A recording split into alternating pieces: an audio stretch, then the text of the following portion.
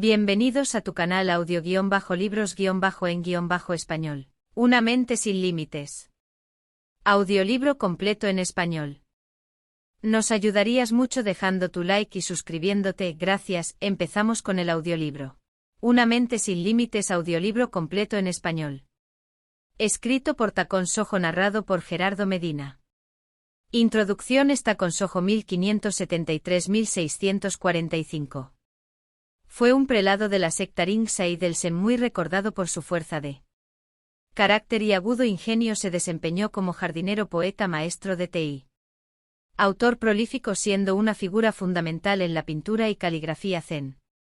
Se dice que Takuan trató de infundir el espíritu del zen en todos los aspectos de la vida que eran de su interés, encontrándose entre ellos la caligrafía, poesía, jardinería y las artes en general, incluyendo el de la espada. De los 3 ensayos considerados en esta traducción, 2 son cartas puro Chinyeroku, el misterioso registro de la sabiduría inamovible. Escrito hay aquí un menori, jefe de la escuela de esgrima Yakusin Kage y maestro de 2 generaciones de yogur. Necesita Yaki. Anales de la espada. Está ya escrito en Munenouri, o posiblemente aún no está aquí. Jefe de la escuela esgrima Itoe, instructora oficial de la familia del shogun, así como de las personas cercanas a él en su conjunto. Los 3 libros se dirigen a la clase samurái y tienen la finalidad de unificar el espíritu del zen con el de la espada.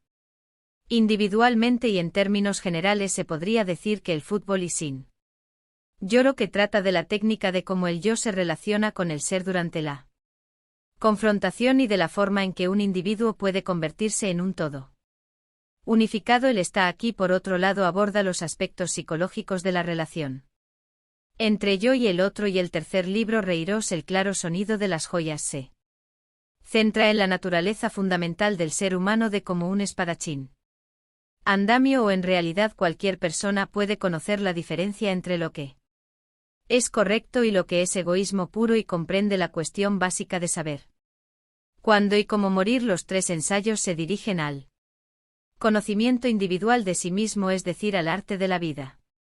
El misterioso registro de la sabiduría inamovible. 1. La flexión de permanecer en la ignorancia. Se dice que en la práctica del budismo hay 52 etapas, y de todas estas el espacio donde la mente se detiene en una sola cosa se llama el lugar de permanencia. Permanecer equivale a detenerse, y detenerse significa que la mente está suspendida por algún motivo que puede ser cualquiera. Para referirme a términos del arte marcial, al notar por primera vez la espada que se mueve con intenciones de golpearte, si piensas en el encuentro con ella tal y como está, tu mente se detendrá justo en esa posición, tus movimientos desaparecerán y serás cortado por tu oponente. Esto es lo que significa detenerse. Aunque veas la espada moviéndose peligrosamente hacia ti, si tu mente no está detenida por ella, si tienes el mismo ritmo de su avance, si no piensas en golpear a tu oponente y careces de razonamientos o prejuicios, si en el instante en que ves la espada balanceándose tu mente no está detenida en lo más mínimo y puedes moverte directamente para lograr arrebatarla, la espada que iba a cortarte será tuya, y por el contrario tú serás el primero en atacar a tu enemigo. En el C, esta acción se conoce como agarrar la lanza, y por el contrario atravesar al hombre que ha venido a atravesarte. La lanza es un arma. La esencia de esto es que la espada que arrancas a tu adversario se convierte en el objeto que lo atraviesa. Esto es lo que tú en tu estilo llamas no espada. Sin importar que sea por el golpe de tu enemigo, tu propia estocada, el hombre, la espada, la posición o el ritmo, tu mente se desvía de cualquier manera. Sus acciones flaquearán y serás cortado irremediablemente si te colocas ante tu rival. Tu mente será tomada por él, no debes colocarla dentro de ti. Encerrar los pensamientos en el cuerpo es algo que solo se hace al principio de la formación, cuando eres un principiante. La mente no puede ser atrapada por la espada si te concentras en el ritmo de la contienda. Puedes perderte en ella si colocas tu mente en tu propia espada. Permanecerá hasta allí, tus pensamientos se detienen en cualquiera de estos lugares, te convertirás en una cáscara vacía. Pueden aplicarse al budismo estas situaciones del arte marcial. En el budismo, esta detención de la mente Recibe el nombre de ilusión, se dice así la aflicción de permanecer en la ignorancia. 2. La sabiduría inamovible de todos los Budas. Aunque la sabiduría significa inmóvil, no quiere decir que sea una cosa insensible como la madera o la piedra. Se mueve al igual que la mente hacia adelante o hacia atrás, a la izquierda o a la derecha, en las 10 direcciones ya sea los 8 puntos, y la mente que no se detiene en absoluto se llama sabiduría. Inmóvil. Puro Mío empuña una espada en su mano derecha y sostiene una cuerda en la izquierda. Muestra sus dientes y sus ojos brillan de ira. Su figura se mantiene firme, dispuesta a derrotar a los espíritus malignos que interfieren en la ley budista. Esto no se oculta en ningún territorio del mundo. Su forma pertenece a la de un protector del budismo, mientras que su encarnación es la de la sabiduría inamovible. Y así es como se muestra a los seres vivos. Percibido de esta manera, el hombre ordinario se asusta y no tiene intenciones de convertirse en un enemigo del budismo. Quien está cerca de la iluminación comprende que el miedo manifiesta una sabiduría inamovible y despeja cualquier ilusión. Para el individuo que puede hacer evidente su conocimiento y es capaz de practicar físicamente este arma mental, no dejará proliferar espíritus malignos. Es este el propósito de la misión del Pudo Meo.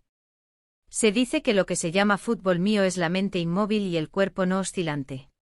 Inconmovible significa no estar detenido por nada. Se llama inamovilidad a la acción de mirar algo y no paralizar la mente. Esto se debe a que cuando los pensamientos se detienen en una cosa se producen varios movimientos, ya que nuestro interior está repleto de prejuicios. Cuando los movimientos cesan, la mente que estaba detenida empieza a desplazarse, pero no lo hace en absoluto. Si 10 hombres vienen hacia ti con espadas cortantes y logras defenderte sin detener la mente en cada acción, pasando el siguiente enemigo sin problemas, no te hará falta una acción adecuada para todos.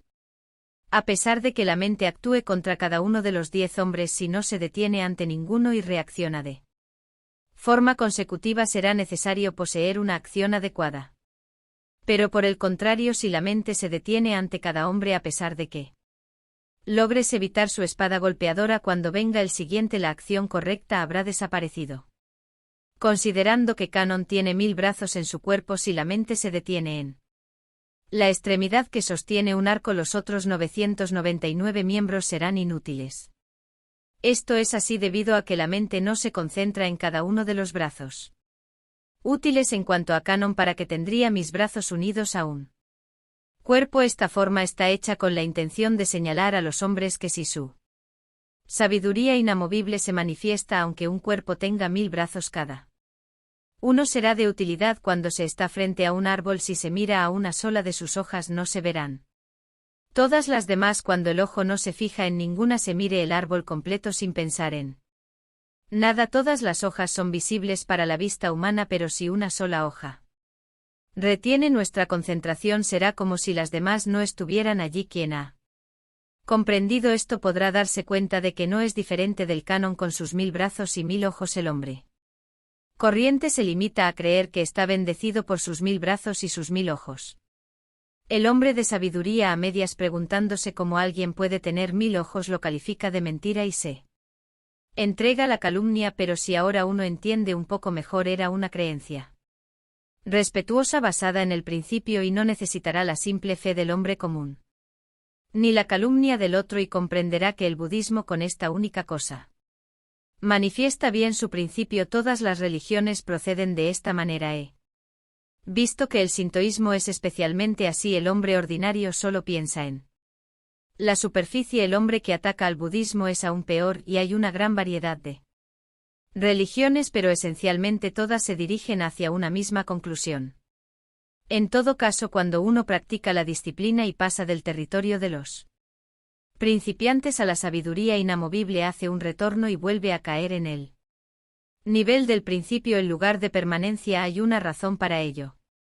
De nuevo podemos hablar con referencia al arte marcial. El principiante no sabe nada ni de la postura de su cuerpo ni de la colocación de la espada, y su mente no se detiene en ningún lugar dentro de él. Si un hombre golpea, simplemente responde al ataque sin pensar, mientras estudia varias cosas y se le enseñan las diversas formas de adoptar una postura La manera de agarrar su espada y donde poner su mente, su concentración se detiene en muchos lugares. Ahora si quiere golpear a un oponente se siente extraordinariamente incómodo más tarde a medida que pasan los días y el tiempo se acumula de acuerdo con su práctica de las posturas de su cuerpo. Ni las formas de agarrar la espada pesan en su cabeza. Su mente simplemente se vuelve como el principio cuando no sabía nada y aún no se le había enseñado alguna cosa en absoluto. En esto se ve el sentido de que el principio es el mismo que el final, como cuando se cuenta de 1 a 10 y el primer y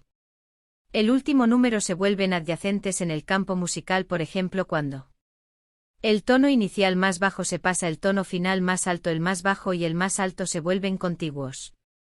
Decimos que lo más alto y lo más bajo llegan a parecerse. El budismo, cuando se llega a sus profundidades, se asemeja al hombre que no sabe nada del Buda ni de las leyes budistas. No tiene ni adornos ni nada que pueda llamar la atención de los hombres. La ignorancia y las aflicciones del principio, el lugar de permanencia y la sabiduría inamovibles que vienen después se convierten en uno. La función de intelecto desaparece y se termina en un estado de no mente, sin pensamiento. Si se llega al punto más profundo, los brazos, las piernas y el cuerpo recuerdan lo que hay que hacer, pero la mente no participa en este acto. El sacerdote budista Bukoku escribió: aunque no hace guardia mentalmente en los pequeños campos de montaña, el espantapájaros no es en vano. Todo es así. Para elaborar un espantapájaros que esté en los campos de la montaña se modela una figura humana y se coloca en las manos un arco y una flecha. Los pájaros y bestias al verlo huyen sin importar que esta figura no tenga mente. Si los ciervos se asustan y escapan, no ha sido creada en vano, ya que cumple su función. Este es un ejemplo del comportamiento de las personas que han alcanzado las profundidades de cualquier camino. Mientras que las manos, los pies y el cuerpo se mueven, la mente no se detiene en ningún lugar y no se sabe dónde está.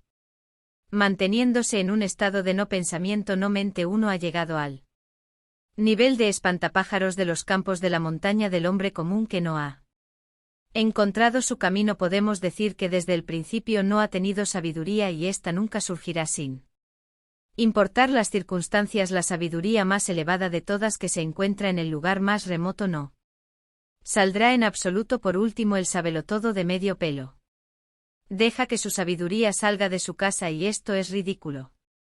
El decoro de los sacerdotes de hoy en día puede ser considerado de esta manera: es una cuestión de vergüenza. Existe la formación en principio y en técnica. La formación en principio es, como ya he explicado anteriormente, cuando llegas no se percibe nada. Es como si hubieras descartado toda concentración. He hablado sobre esto minutos anteriores. Si no entrenas en la técnica y solo te llenas de principios, tu cuerpo y tus manos no funcionarán. El entrenamiento en la técnica, si se aplica al arte marcial, es el entrenamiento que al practicarse una y otra vez hace que las 5 posturas del cuerpo se conviertan en una. Aunque conozcas los principios, debe ser perfectamente libre en el uso de la técnica. Así empuños bien la espada que llevas contigo. Si no tienes claro los aspectos más profundos de cada principio, es probable que fracases. La técnica y los principios son como las ruedas de un carro. 3. El intervalo en el que no entra ni un pelo. Existe algo así como un intervalo en el que no se puede meter ni un pelo. Podemos hablar de esto en términos del arte marcial. Intervalo es cuando dos cosas se encuentran una encima de la otra y no se puede deslizar ni un pelo entre ellas. Cuando se aplaude y al mismo tiempo se suelta el grito, el espacio entre ambas acciones no permite que ingrese un pelo. No se trata de aplaudir, pensar en gritar y luego hacerlo, lo que daría lugar a un intervalo entre ambos. Se aplaude y justo en ese instante se suelta un sonido. Del mismo modo, si la mente se detiene entre la espada con la que un hombre va a golpearte, habrá un intervalo y tu propia acción se perderá. Pero si en el espacio que hay entre la espada que usa tu oponente y tu propia acción eres incapaz de introducir la amplitud de un cabello, el arma de tu oponente deberá convertirse en la tuya. Lo mismo ocurre en las discusiones. En el budismo aborrecemos esta pausa y que la mente se quede con una cosa u otra. A esto le llamamos aflicción por la detención. Es como una pelota que navega sobre una corriente veloz. Respetamos la Mente que fluye así sin detenerse a un instante en ningún lugar. 4. La acción de la chispa y la piedra. Existe la acción de la chispa y la piedra, esto equivale a lo tratado. Anteriormente apenas se golpea la piedra aparece la luz como la llama aparece justo cuando golpeas la piedra no hay un intersticio, esto significa la ausencia del intervalo que detiene a la mente. Sería un error darle a este movimiento el significado de rapidez. En realidad resalte el hecho de que la mente no debe ser detenida por las cosas. Se dice incluso la velocidad no debe ser capaz de paralizar la mente. Cuando ésta se detenga será captada por el adversario. Por otro lado, si la mente contempla ser rápida y entra en acción con celeridad será capturada por su propia contemplación. Entre los poemas de Chayo se encuentra el siguiente. Se oye hablar de ti únicamente como un hombre que aborrece el mundo. Solo puedo esperar tu mente no se detenga por este alojamiento transitorio. Atribuye este poema a la cortesana de Gucci si se toma la última parte de este verso. Solo puedo esperar que tu mente no se detenga puede considerarse como la esencia misma de las artes marciales. Es primordial que la mente no se detenga en el Zen. Si se pregunta qué es el Buda se debe levantar el puño cerrado. Si se pregunta cuál es el significado último de la ley budista antes de que las palabras mueran uno debe responder una sola rama del ciruelo en flor. El ciprés del jardín. No se trata de seleccionar una respuesta buena o mala, respetamos la mente que no se detiene ya. Que ésta no lo hará ni por el color ni por el olor, aunque la forma de esta mente inmóvil sea venerada como un dios, respetada como un Buda y llamada la mente del ser o el significado último. Si uno piensa las cosas y después habla, aunque pronuncia palabras doradas y versos misteriosos, será simplemente la aflicción del lugar de permanencia. No se puede decir que la acción de la piedra y la chispa tienen la velocidad de un rayo. Se conoce como sabiduría inamovible. Cuando alguien es llamado e inmediatamente responde sí. Dudar sobre el porqué y para qué de la petición es la aflicción del lugar de permanencia. La flexión del lugar de permanencia y el hombre común están relacionados con la mente que se detiene o es movida por algo y enviada a la confusión. Ser llamado, responder sin intervalo es la sabiduría de todos los Budas. El Buda y todos los seres sensibles no son dos. Una mente así se llama Dios o Buda, aunque existen muchas vías como la de los dioses de la poesía o de Confucio. Todas comparten la claridad de una mente única. Al explicar el significado de la mente con palabras decimos cosas como todas las personas poseen esta mente o los acontecimientos buenos y malos de la mañana y de la noche son de acuerdo con el karma. El hecho de que uno abandone su casa o lleve su país a la ruina es un reflejo de su carácter, porque tanto el bien como el mal dependen de la mente de uno. Si la gente ha de saber cómo es esta mente, solo se confundirá con ella si no hay una persona verdaderamente iluminada que se lo muestre en este mundo. Seguramente hay personas que no conocen la mente, pero también queda claro que hay quienes sí la entienden, por muy raro que parezca. Aunque ocasionalmente hay personas que logran entenderla, no suele ocurrir que actúen en consecuencia. Entonces, aunque expliquen bien la mente, es poco probable que la comprendan profundamente. Se puede explicar el agua, pero sin mojarse la boca. Uno puede exponer completamente la naturaleza del fuego, pero los labios no se calentarán.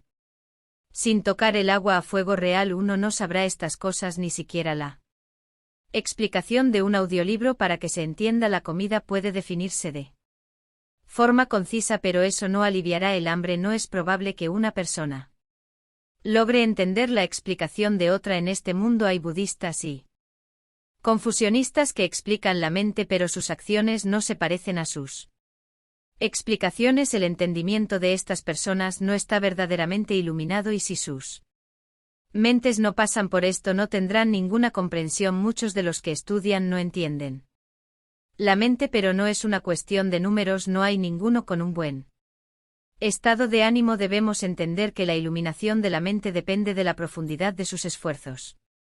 5. ¿Dónde se pone la mente? Nosotros decimos lo siguiente: si uno coloca su mente en la acción del cuerpo del enemigo, ésta será tomada por los movimientos del oponente. Si su mente se detiene en la espada de su contrincante, será tomada por esa.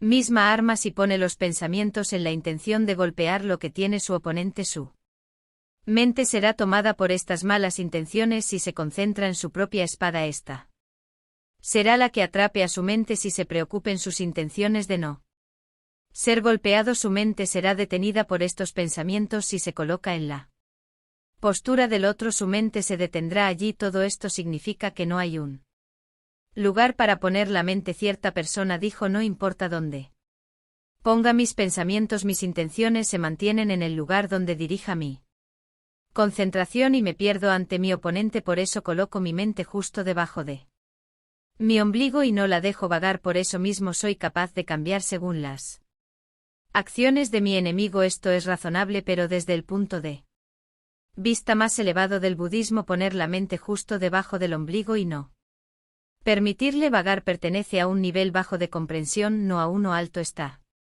en el nivel de la disciplina y del entrenamiento, está en el nivel de la seriedad. Venció decía: busca la mente perdida.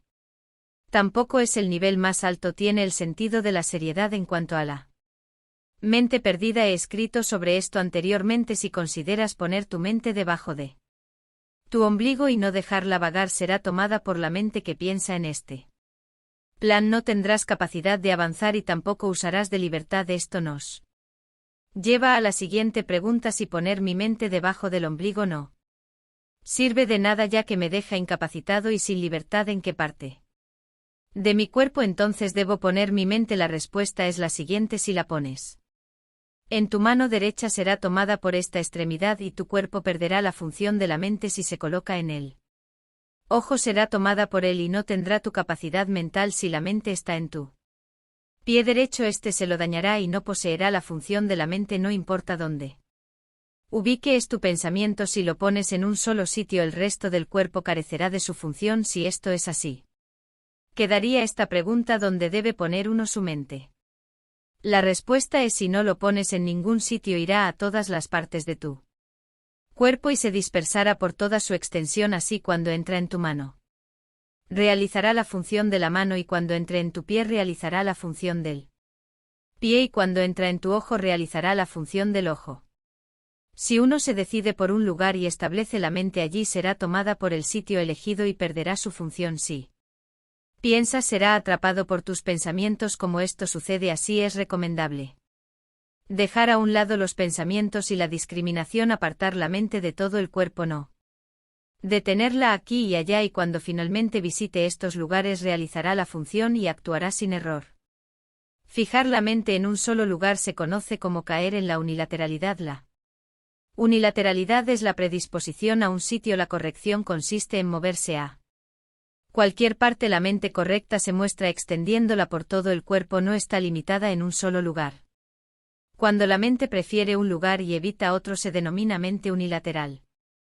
La unilateralidad es despreciable, estar detenido por cualquier cosa sin importar lo que sea, caer en la unilateralidad y ser despreciado por los que viajan en él camino. Si una persona no tiene el siguiente pensamiento: ¿en dónde debo poner la mente?, entonces ésta se propagará por todo el cuerpo, desplazándose a cualquier lugar. Al no concentrarse en ningún sitio, no se puede utilizar la mente, dejando que vaya por doquier respondiendo a los movimientos del adversario.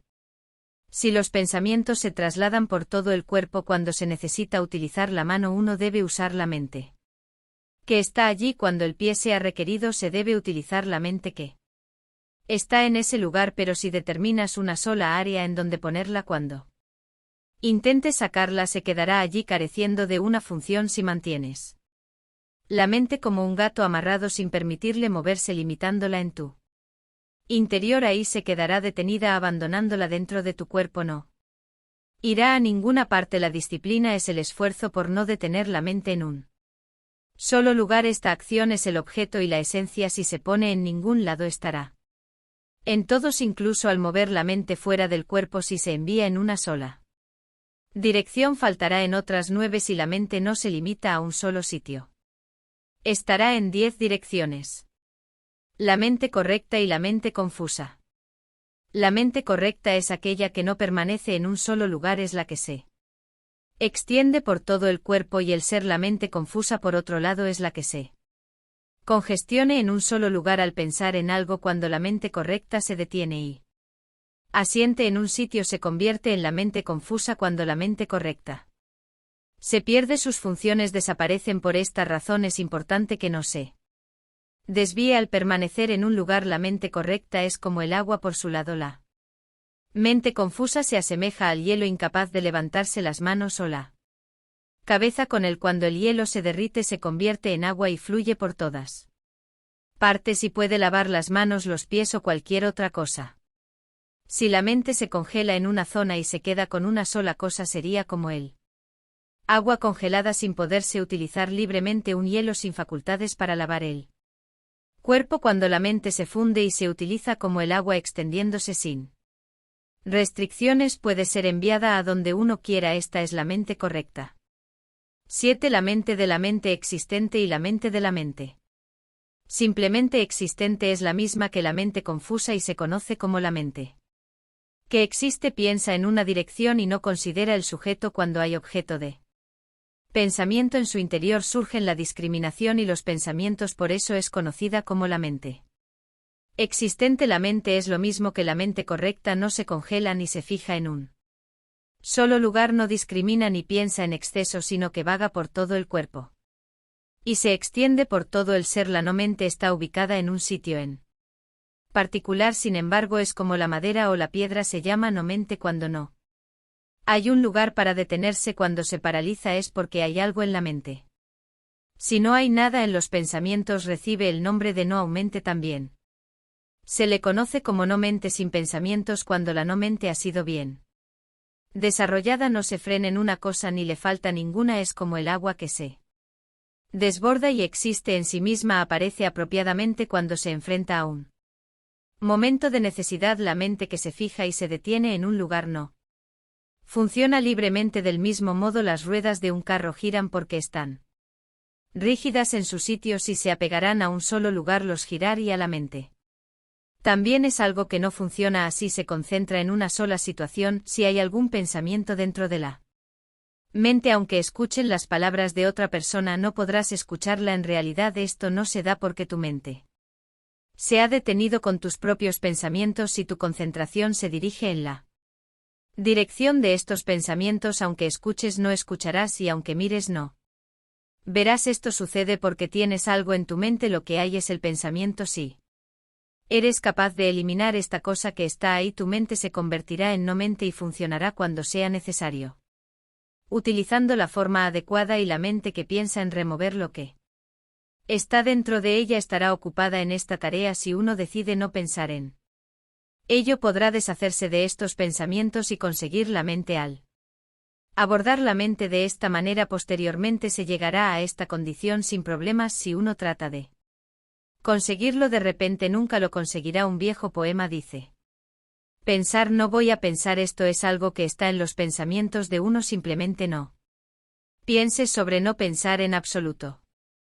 8. Tira la calabaza al agua empuja hacia abajo y girada. Empujar una calabaza hacia abajo significa hacerlo con la mano cuando se arroja una calabaza al agua y se presiona hacia el fondo repentinamente saltará hacia un costado sin importarla. Situación es una cosa que no se detendrá en un lugar la mente del hombre que ha llegado no se detiene en una cosa ni siquiera por un momento es como empujar la calabaza en el agua 9 engendrar la mente sin lugar a dudas. En nuestra forma de escribir en chino-japonés se pronuncia o mucho yo dijo. Gasling independientemente de lo que una persona haga cuando engendra una mente que piensa en hacer algo ésta se detendrá en ese objeto por lo tanto uno debe concebir la mente sin un lugar en donde pueda fijarse si la mente no es engendrada la mano no avanzará aquellos que cuando se mueven generan la mente que ordinariamente se detiene en ese movimiento pero no lo hacen en absoluto en el curso de la acción son llamados los hombres consumados de todos los caminos la mente limitada surge de una mente detenida lo mismo ocurre con el ciclo de transmisión esta paralización se convierte en los lazos de la vida y la muerte uno observa las flores del cerezo o las hojas de otoño y mientras se engendra la mente que las mira es esencial no detenerse en ellas el poema de Jane dice la flor que entregaría su fragancia ante Mi puerta de matorral lo hace a pesar de todo, yo sin embargo me siento y miro qué tristeza este mundo. Esto significa que la flor desprende su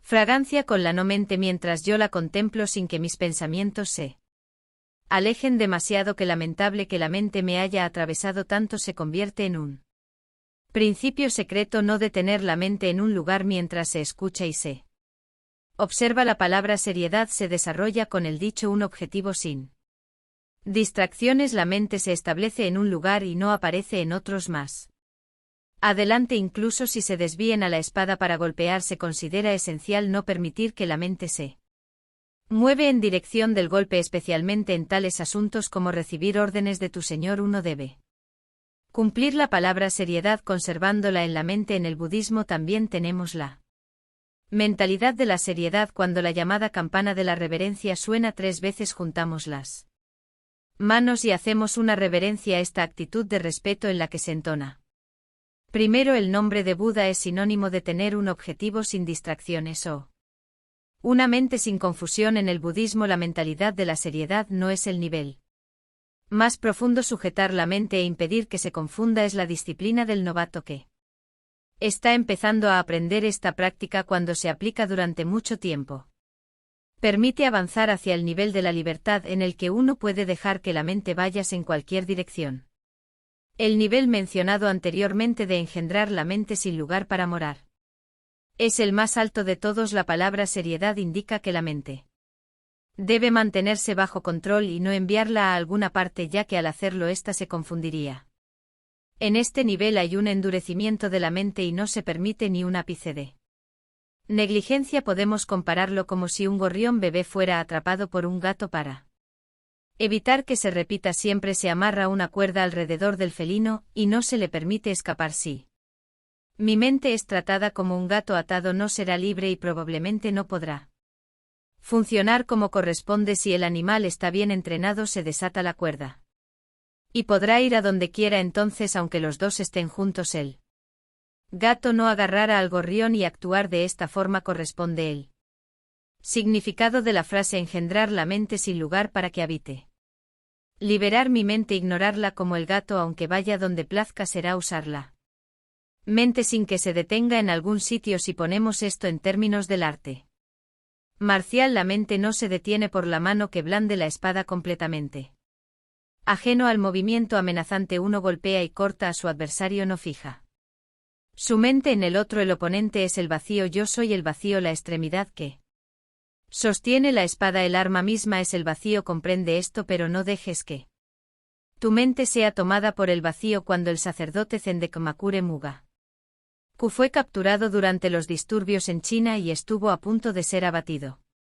Cito Gata: con la velocidad de un relámpago corta la brisa de primavera y el soldado tiró su espada. Yuyo Mugaku quería decir que al blandir la espada en el tiempo extremadamente breve que tarda para que el rayo caiga, no hay mente ni pensamiento para el arma que ataca, no hay mente para el que va a ser golpeado, tampoco el atacante es el vacío, su espada también lo es. Yo que estoy a punto de ser golpeado soy el vacío.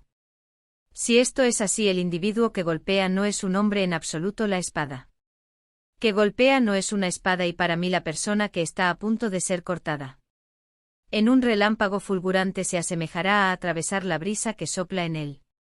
Cielo de primavera es la mente la que no se detiene en absoluto y no es probable que la espada reaccione al cortar a través del viento. Olvídate completamente de la mente y harás todas las cosas bien cuando bailas. La mano sostiene el abanico y el pie mantiene el ritmo al no olvidarte de todo y seguir concentrado en actuar bien con las manos y los pies y en bailar con precisión. No puede decirse que seas hábil cuando la mente se detiene en las manos y los pies. Ninguno de tus actos será singular si no descartas completamente la mente. Todo lo que hagas lo harás mal. 10. Buscar la mente perdida. Este título es un dicho de mención. Significa que uno debe buscar la mente perdida y devolverla a su lugar adecuado. Si un perro, un gato o un gallo se escapan con un destino incierto, uno lo busca y lo trae de vuelta. Del mismo modo, cuando la mente dueña del cuerpo se va por un camino perverso porque no la buscamos y la devolvemos a nosotros, esto Es lo más razonable, pero también hay un dicho de Saucanes que dice es esencial. Perder la mente. La idea en general es que cuando la mente está atada se cansa. Y como el gato es incapaz de funcionar como debería si la mente no se detiene. Con las cosas no se manchará y podrá utilizarse bien, deja que se vaya por donde quiera. Dado que la mente se ensucia y se detiene, se nos advierte que no nos dejemos que esto ocurra y se nos motiva a buscarla y devolverla a nosotros mismos. Esta es la primera etapa del entrenamiento. Debemos ser como la flor de loto que no se mancha con el barro del que surge. Aunque el hado exista, no debemos afligirnos por ello. Uno hace que su mente sea como el cristal bien pulido que no se mancha, aunque se mete en la tierra, la deja ir a donde quiera él. Efecto de presionar a la mente es quitarle su libertad, ponerla bajo control. Es algo que se hace solo al principio. Si uno permanece así durante toda la vida, al final nunca alcanzará el nivel más alto, de hecho no se elevará por encima del más bajo. Cuando uno se entrena es bueno recordar el dicho de mención busca la mente perdida. Sin embargo, lo último está en la frase de Shou Kan Si. Es esencial perder la mente. Entre los dichos del sacerdote Chunfeng se encontraba el siguiente: tener una mente que se ha dejado ir. El significado de estas palabras es exactamente el mismo que el de Shao Kanse, quien dice que debemos desprendernos de nuestros pensamientos. De esta forma no está advirtiendo de que no debamos buscar la mente perdida ni atarla en un lugar sin fin. También dijo: no hagas ninguna provisión para la retirada. Esto significa tener una mente que no se altere, es decir, que un hombre debe tener en cuenta que aunque avance bien una o dos veces, no debe retroceder cuando esté cansado o en circunstancias inusuales. 11. Lanza una pelota a una corriente rápida y nunca se detendrá. Hay un refrán que dice: lanza cualquier pelota a una corriente rápida y nunca se detendrá. Esto significa que se arroja una pelota. El agua que fluye rápidamente está flotará por las olas y jamás se detendrá. 12. Romper el límite entre el antes y el después. Hay un dicho que dice cortar el borde entre el antes y el después, es decir, no hacerse de la mente que está en los momentos previos, permitiendo que los rastros del presente permanezcan. Ambos son malos. Uno debe cortar el intervalo entre el anterior y el presente. Su significado está en cortar el borde entre el antes y el después. Entre el ahora y el entonces no hay que detener la mente. 13. El agua abraza el cielo, el fuego limpia las nubes. Hoy no quemes los campos de Musallí. No tanto el cónyuge como yo nos ocultamos en las hierbas de la primavera. Alguien expresado el significado de este poema de esta manera: mientras las nubes blancas se juntan, las glorias de la mañana ya se desvanecen. Hay algo que he pensado personalmente sobre lo cual deseo aconsejar, y aunque sé que es solo mi cuestionable y humilde opinión, siento que es el momento adecuado y por ello escribiré lo que percibo. Como eres un maestro en las artes marciales sin igual en el pasado o presente, eres más destacado en rango, salario y reputación. Despierto o dormido, no debes olvidar nunca esta gran bendición, y para devolver este favor, así sea de día o de noche, solo tenga en mente cumplir con tu lealtad. La lealtad consiste en primer lugar en hacer que tu mente sea correcta, en disciplinar tu cuerpo, no dividir tus pensamientos respecto a tu Señor ni siquiera por un pelo, y no tener resentimientos ni culpar a los demás.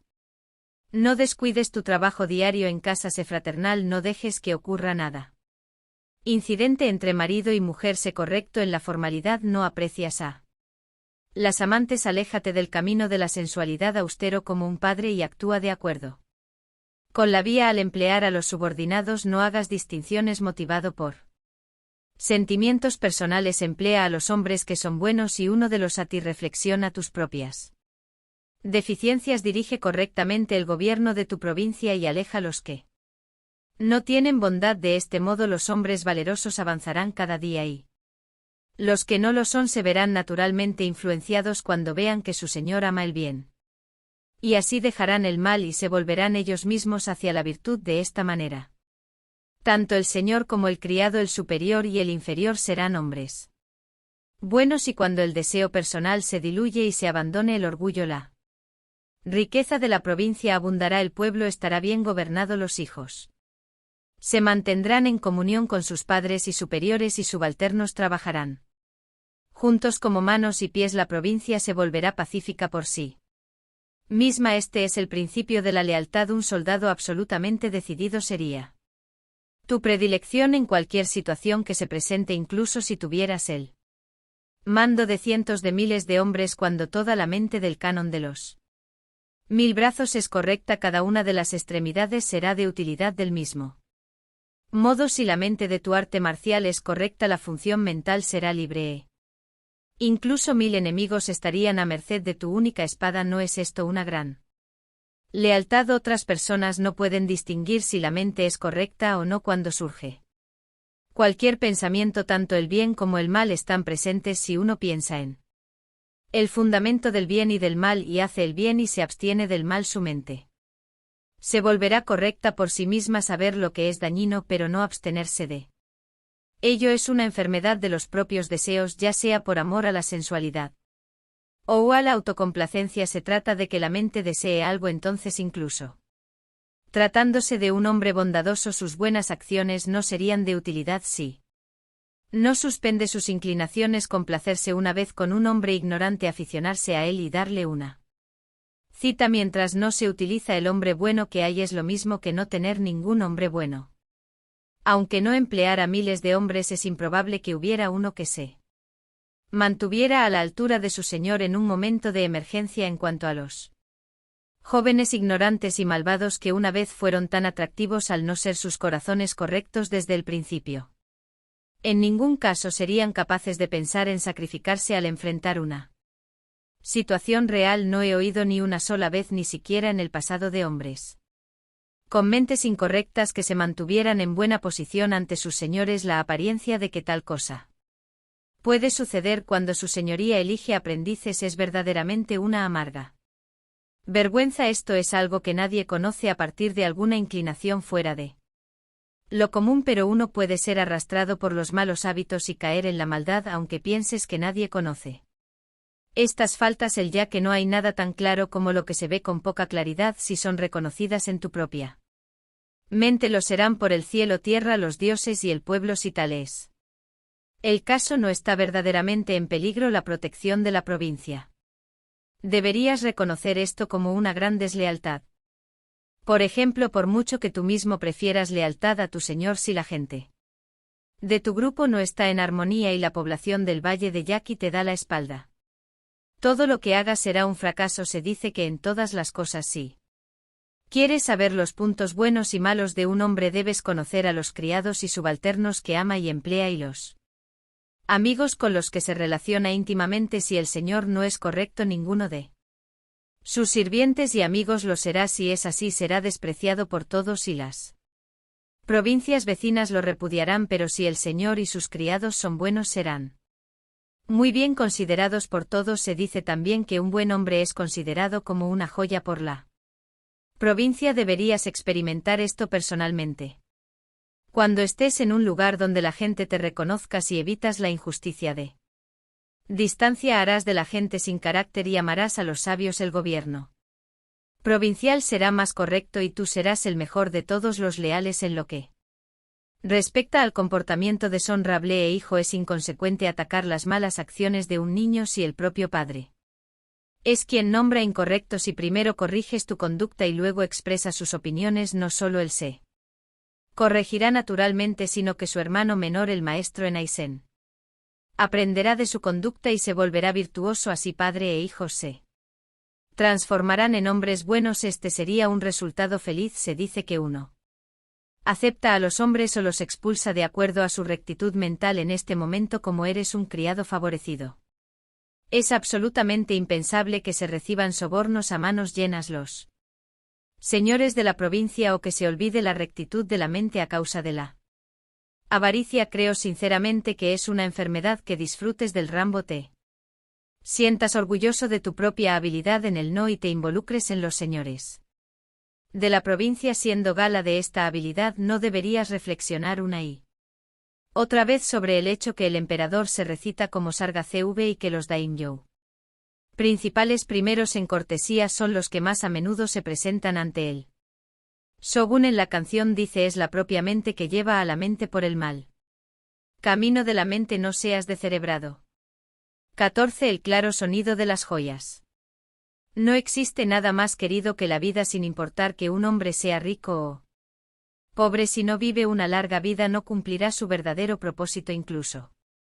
Si uno tuviera que invertir miles de riquezas y objetos de valor para hacerlo, la vida es algo que debe comprarse. Se dice que la vida es de poca importancia comparada con la rectitud de la mente y si en realidad lo que más se valora es esta firmeza, nada es más valioso que la vida sin embargo, en el momento en que debemos desprendernos de esta apreciada existencia y apoyarnos en la rectitud de la mente, no hay nada más valorado que esta integridad. Mirando atentamente el mundo podemos ver que hay muchas personas que no la asumen con suficiente seriedad, pero ¿supone usted que una persona entre 1000 moriría por una mente correcta? Parece que entre la clase humilde de los siervos, al contrario de lo que cabría esperar, hay muchos que sí lo harían. Sin embargo, sería difícil que las personas que se consideran sabias realizarán lo mismo. Me decía estas cosas a medias mientras pensaba un largo día de primavera, cuando un hombre se acercó y dijo algo así: aunque la riqueza reemplace verdaderamente nuestros corazones, tener vida es la mayor fortuna de todas. Por eso, a la hora de la verdad, un hombre tirará sus bienes para mantener su vida intacta, pero cuando piensas que un hombre no dudaría en desprenderse de la vida que tanto valora por el bien de la rectitud de mente, el valor de la rectitud mental es mayor que la vida misma, el deseo, la vida y la rectitud de espíritu. Entre estos tres, ¿no es este el último lo que más valora él? Hombre en ese momento respondía a algo parecido a esto: el deseo, la vida y la rectitud de espíritu. Se dice que la rectitud espiritual naturalmente es la más valorada entre estas tres, pero decir que todos los hombres sin excepción la valoran más dentro de ese grupo es un error. No hay ningún hombre que simplemente valore el deseo y la vida, pero que mantenga la rectitud de espíritus en sus pensamientos. Entonces otro hombre dijo: la riqueza es una joya de la vida. Si la existencia, la forma, es inútil, por lo que solo la vida es valiosa. Sin embargo, se dice que hay muchos que tiran sus días a la ligera por la rectitud de la mente. Pregunté: ¿hay alguien capaz de entregar su vida fácilmente para obtener el bien de la rectitud mental? Él respondió: hay muchas personas en este mundo que no soportan ser insultadas y que rápidamente, junto con sus enemigos del momento, malgastan su vida en una pelea. Esto es tener la rectitud de mente por delante, y tomar la vida a la ligera es morir por la rectitud mental más que por la riqueza o la vida. Apenas puede conocerse el número de quienes fueron abatidos en la batalla. Todos eran soldados que murieron por la rectitud de mente. Teniendo en cuenta esto, puede decirse que todos los hombres valoran la rectitud mental por encima del deseo y la vida. Yo dije: morir por culpa del enfado al ser insultado por alguien se parece a la rectitud de mente, pero no lo es en absoluto. Esto es olvidarse de uno mismo en la ira del momento. No es rectitud en lo más mínimo. Su nombre correcto es ira, y nada más antes de que una persona sea insultado ya se ha alejado de la rectitud mental y por esta razón sufre el insulto. Si la rectitud de mente es correcta, cuando se asocia con otros no será insultado por ellos. Al ser insultado, uno debe darse cuenta de que ha perdido su propia rectitud mental antes de la ofensa. La rectitud mental es un estado de extrema importancia. Su sustancia no es otra que el principio celestial que le otorga vida a las cosas. Cuando el cuerpo humano lo adquiere se le llama naturaleza. Sus otros nombres son virtud, camino, corazón, propiedad y propiedad. Aunque el nombre cambie según la situación y aunque su función sea diferente, sustancialmente es una sola cosa.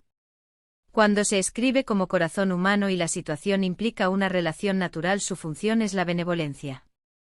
Cuando se escribe como rectitud mental y la situación implica la posición social y la integridad, su función es no cometer errores en la claridad del juicio. Incluso al morir, si uno no ha dado con el principio, no tiene rectitud de mente. Aunque algunos piensan que si una persona acaba de morir tenía esta cualidad, se considera que la rectitud en la sustancia desprovista de perversidad además constituye el núcleo de la mente humana al utilizar la firmeza de este núcleo mental como una cuerda de guía.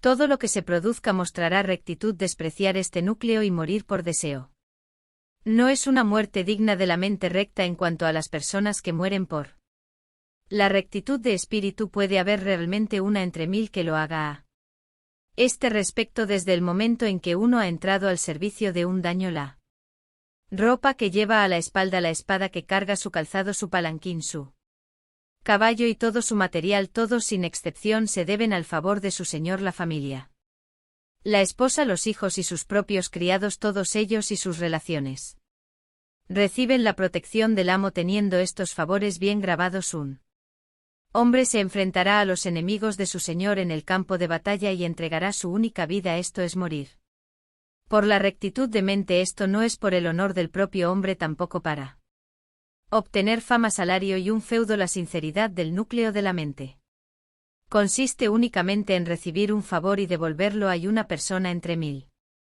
que moriría así. Si hubiera una persona entre todas esas, entonces habría 100 entre 100.000 y para cualquier eventualidad habría 100.000 nombres disponibles. En realidad sería difícil encontrar a 100 personas de buena voluntad independientemente de la época. Siempre que el país está desordenado podía haber de 5 a 7.000 cadáveres después de una batalla. Entre ellos había hombres que se enfrentaban al enemigo y se hacían de una reputación. Otros fueron abatidos por el enemigo sin que nadie se diera cuenta.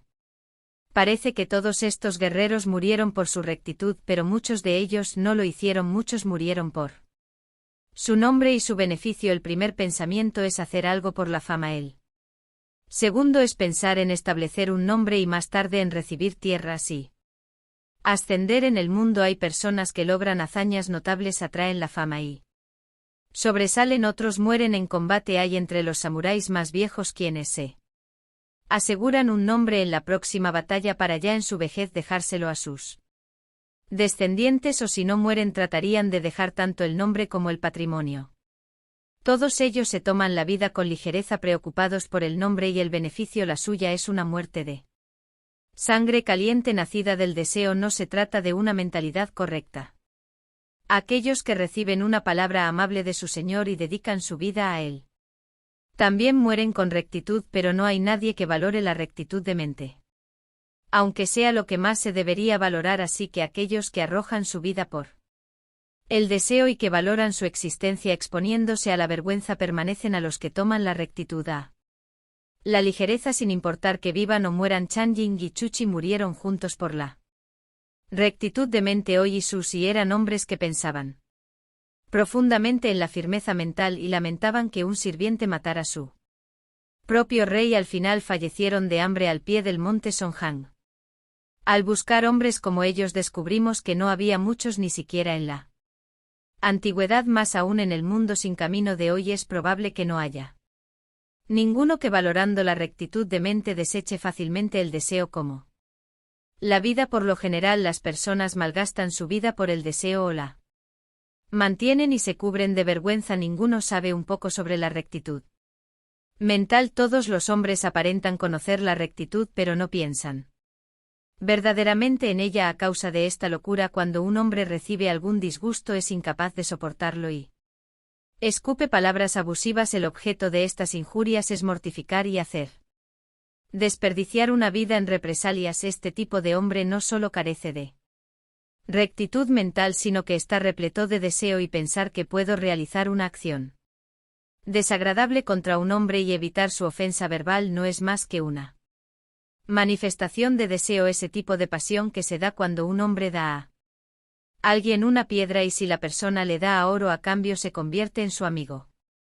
Pero si el otro le da una piedra a cambio le corta la cabeza. Cuando un hombre alaba a otro en términos elogiosos es probable que esas palabras les sean devueltas también, pero cuando calumnia y recibe ofensas de vuelta decide cortarle la cabeza muriendo él mismo en ese acto. Esto es deseo, es lo contrario a la rectitud de mente y el colmo de la estupidez. Todos los samuráis tienen amos a quien servir y desperdiciar esa vida que debería entregarse por el propio señor. En una discusión es desconocer la diferencia entre el bien y el mal. Es sobre todo no conocer el significado de la rectitud de mente. Lo que se llama deseo no es simplemente apegarse a la riqueza o pensar únicamente en los caprichos de la plata y el oro. Cuando el Ojo de los colores, esto es deseo cuando el oído escucha los sonidos. Esto es deseo cuando la nariz huele fragancias, esto es deseo cuando un solo pensamiento germina, esto también es deseo y nuestro cuerpo ha sido fortalecido y producido por el deseo y está en la naturaleza de las cosas que todos los hombres tengan un claro sentido de él, aunque existe una naturaleza desprovista de deseo que está confinada dentro del cuerpo, siempre está oculta por la sangre caliente y su virtud es difícil de sembrar, esta naturaleza no se protege fácilmente debido a que reacciona a las 10.000 cosas del mundo externo, es atraído por los 6 deseos y se sumerge bajo ellos. Este cuerpo está compuesto por los 5 skandhas, forma, sentimiento, concepción, volición y conciencia. La forma es el cuerpo carnal, el sentimiento es la percepción del cuerpo carnal del bien y el mal, de lo correcto e incorrecto, de la pena y la alegría, del dolor y el placer. Concepción significa predilecciones. Odiar el mal, desear el bien, oír de la pena, esperar la alegría, evitar el dolor y desear el placer. La abolición significa operar el cuerpo sobre la base de la sensación y la percepción, esto implica odiar el dolor y así obtener placer, u odiar el mal y así realizar cosas buenas para uno mismo. La conciencia discrimina el bien y el mal, lo correcto y lo incorrecto, el dolor y el placer, la alegría y tristeza del sentimiento, la concepción y volición anteriores. A través de la conciencia se sabe que el mal es pernicioso, que el bien es bueno, que el dolor es y que el placer es placer, porque la consciencia discrimina y forma perjuicios, aborrece lo feo y se adhiere a la belleza, y según sus conexiones el cuerpo se mueve. Debido a que el cuerpo carnal existe, está el escándalo de la sensación. Al existir el escándalo de los sentimientos, existe la escanda de la concepción. Porque existe la escanda de la concepción que hace que actúe el escándalo de la abolición. Debido a que el escándalo de la abolición despliega sus actos, el escándalo de la conciencia existe y gracias a este escándalo, el de la conciencia, discriminamos entre el bien y el mal, lo correcto y lo incorrecto, y lo feo y lo bello. Surgen pensamientos relativos a la aceptación y el rechazo, y tal como surge en estos pensamientos nace del cuerpo carnal, esto es como el sol o la luna que se reflejan en los charcos de agua. El Buda explicaba que la manifestación de la forma en respuesta a la materia del mundo es como la luna en medio del agua. La forma, el sentimiento, la concepción, la abolición y la conciencia que regresa de vuelta a la forma si se condensan una y otra vez. El enlace de los 5 es skandhas según el flujo de los 2 eslabones de la cadena de la existencia. Habiendo recibido el cuerpo, comienza con un solo pensamiento de nuestra conciencia. La conciencia es, por lo tanto, deseo. Este da lugar al cuerpo de los 5 skandhas como todo el organismo. Es algo endurecido por el deseo cuando se arranca un solo pelo de la cabeza. Surgirán pensamientos de deseo si te tocan con la punta de un dedo. Pasará lo mismo incluso cuando te toca en la punta de una uña del pie. Surgen pensamientos de deseo, todo el cuerpo está endurecido por él. En este cuerpo condensado por el deseo se oculta el núcleo de la mente recto y sin distracciones. Esta mente no está en el cuerpo de los 5 skandhas, no tiene color ni forma. Y no es deseo, es inquebrantablemente correcta. Absolutamente recta, pero se usa esta mente como línea de guía. Cualquier cosa que se haga será recta. Este objeto firme es la sustancia de la rectitud mental. La rectitud mental es el nombre que se añade temporalmente cuando ésta se manifiesta en el exterior. También se le llama corazón humano. La benevolencia es su función cuando indicamos su esencia. Decimos corazón humano, la benevolencia es una designación que le damos. Realmente corazón humano, rectitud, propiedad, sabiduría, las sustancias de la misma. Pero los nombres son diferentes, estas cosas deben entenderse como el núcleo de la mente. Por eso se dice que la vía de confusión es la de la sinceridad y la simpatía. La sinceridad es lo mismo que el núcleo de la mente, la simpatía es igual a la mente semejante o la unidad. Si se logran el núcleo de la mente y la simpatía, ni uno de cada 10.000 asuntos podrá salir mal, aunque se digan todas estas cosas. Si un hombre no está iluminado, la explicación podrá durar durante 100 días y él escuchará durante todo este tiempo sin tener probabilidades de obtener la vía al hablar así seguramente.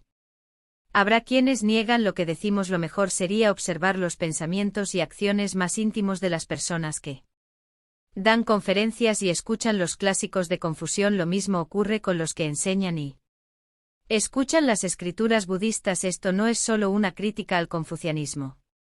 Una persona puede ser tan elocuente como un arroyo, pero si su mente no ha sido iluminada y si no ha visto su verdadera naturaleza, no será alguien en quien se pueda confiar. Deberíamos ser capaces de distinguir esto rápidamente por el comportamiento de una persona. Cierta vez alguien expresó sus dudas diciendo: si incluso los actos de ver y oír son deseos, si incluso la elevación de un solo pensamiento es deseo, ¿cómo podremos alcanzar la rectitud de espíritu? La concentración de un solo pensamiento es como una roca o un árbol. Siendo así, uno no es capaz de actuar con rectitud de mente por el bien de su maestro. Si uno no actúa con un fuerte sentido de la voluntad, será difícil lograrlo.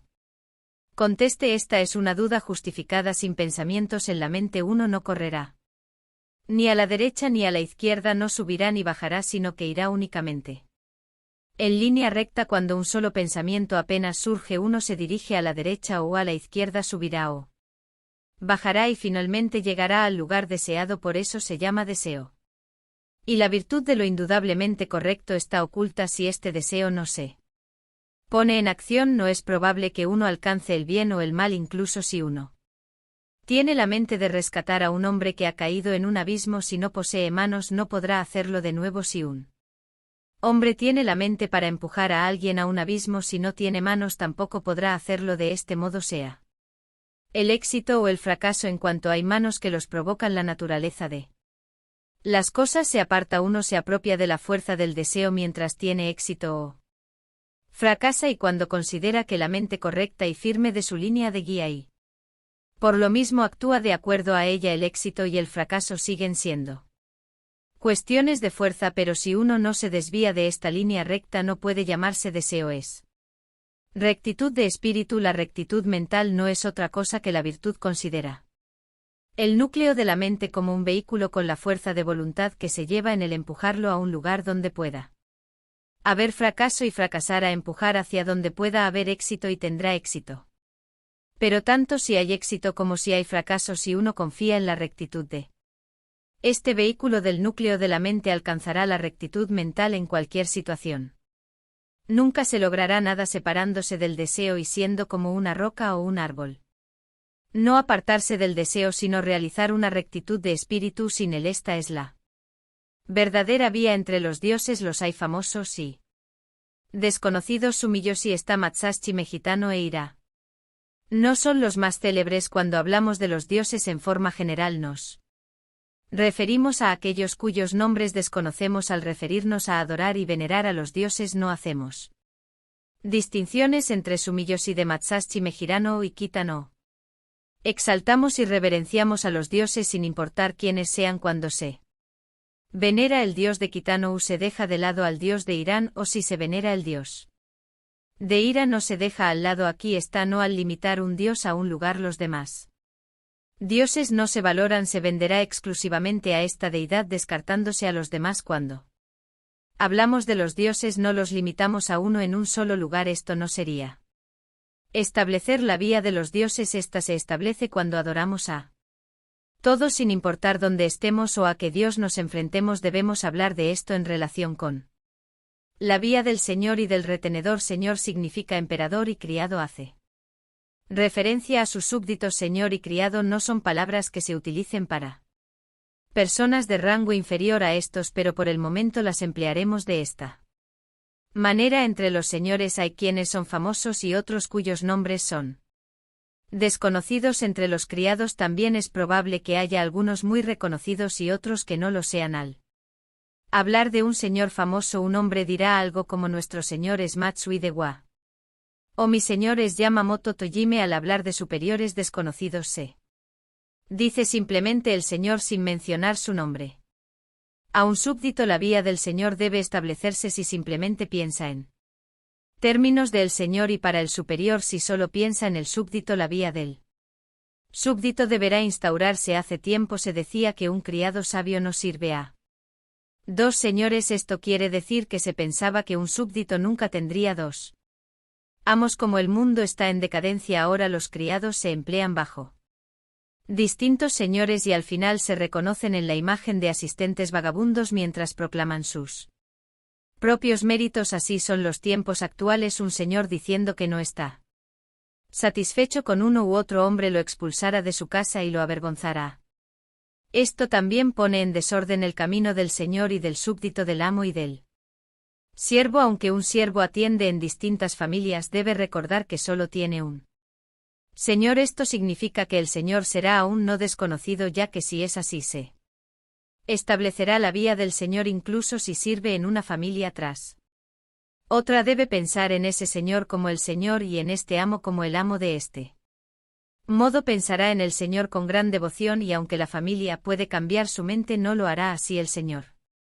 Será el único de principio a fin. Si un hombre piensa mi señor es Matsui de Hua, pero en realidad es un patán mientras está recibiendo un salario o una tierra y viviendo en este mundo, su mente no pensará totalmente en el señor. Cuando vuelva a emplearse a las órdenes del dios Yamamoto Tojime, la misma mente le acompañará. Así, sin importar a dónde se dirija, nunca entenderá el significado de la palabra señor y probablemente no prosperará. Es mejor no preguntar quién puede ser el superior, sino simplemente dirigir sus pensamientos hacia el señor y considerar la rectitud mental para con él sin necesidad de mencionar su nombre. Si se hace esto sirviendo a este señor con el pensamiento de no pisar nunca delante de él, ni siquiera deshonrar su sombra durante todo el tiempo que se reciba su apoyo, ya sea un mes, un año o incluso 10 años, aunque se sirve en muchos lugares, el superior solo será uno. El señor no debe entrometerse en el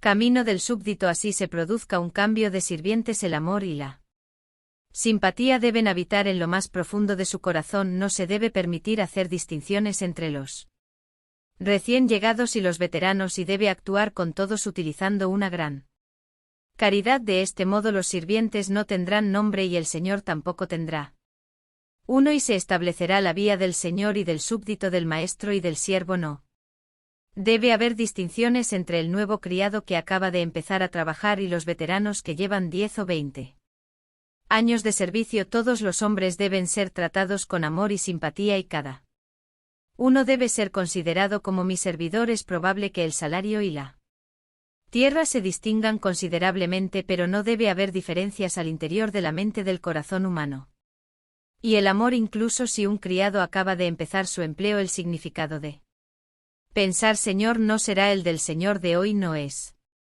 este el camino del señor y del súbdito. Lipo dijo: el cielo y la tierra son la posada del caminante de las 10.000 cosas. El tiempo fugaz es el viajero de 100 generaciones. Esta vida flotante es como un sueño. ¿Cuánto durará nuestra felicidad? Los antiguos encendían lámparas y se divertían por la noche. Verdaderamente había una razón para ello. Al hablar de cosas no se refiere solo a aquella sin sensibilidad. Se dice incluso que el hombre es una cosa. El espacio entre el cielo y la tierra es el hospedaje para el viaje de ida y de vuelta de los hombres y las cosas. Al final no hay nada permanente. El paso del tiempo es como el interminable andar del viajero y el paso gradual de la primavera, el verano, el otoño y el invierno no ha cambiado durante 100 generaciones. El cuerpo es como un sueño. Cuando lo vemos y despertamos no queda ni rastro. ¿Cuánto tiempo queda para la búsqueda? No en vano los antiguos pensaban de la noche al día, encendiendo las lámparas y divirtiéndose durante las horas de oscuridad. En este punto se puede caer en un error. Deben existir normas para la diversión y si las hay, el entretenimiento no soportará ningún mal. La persona sin normas se volverá loca. Sí.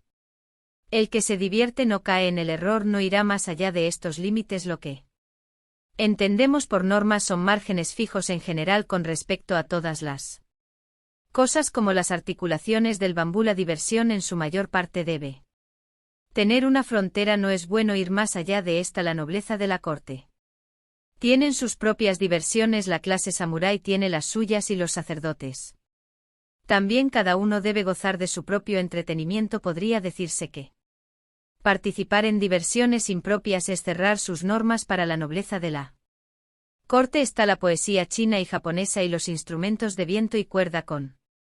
Ellos pasarán de la noche al día y no debería haber nada malo. Es razonable que la clase samurái y los sacerdotes también tengan sus propias diversiones. Estrictamente hablando, para los sacerdotes no debería haber diversiones, sin embargo se dice que en público no puede entrar ni una aguja, pero en privado pasan tanto el caballo como el carro. Esto significa que simpatizando con la mente del hombre y reconociendo que el mundo ha cambiado, deberíamos permitirles tener también sus propias diversiones. Mientras que se reúnan solos en la noche, se les debería permitir componer poesía china y japonesa. Incluso los versos enlazados pueden ser correctos. Por otro lado, no está de más que inclinen sus corazones hacia la luna y los cerezos en flor y, acompañados por de 14 o 15 años, vayan a un lugar donde se pueda ver la luna abajo de las flores con una buena jarra de sake en la mano, compartiendo algunas copas entre ellos. Tener una pequeña piedra de tinta y papel para escribir no sería en absoluto de mal gusto, pero ni siquiera estas sencillas diversiones se consideran correctas para un sacerdote con espíritu religioso. Con más razón los otros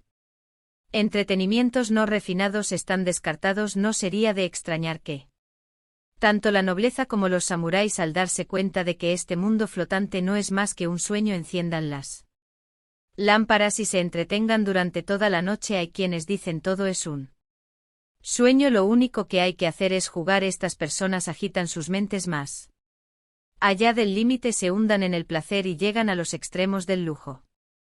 Aunque citan las palabras de los hombres antiguos, están tan alejados de sus pensamientos como la nieve lo está del hollín. Cuando y pensión y conoció a Oto Kokuchi, el fundador del Kokokuchi en el pueblo de Ayuda en la provincia de Aki, le dijo: he compuesto un poema Kokokushi.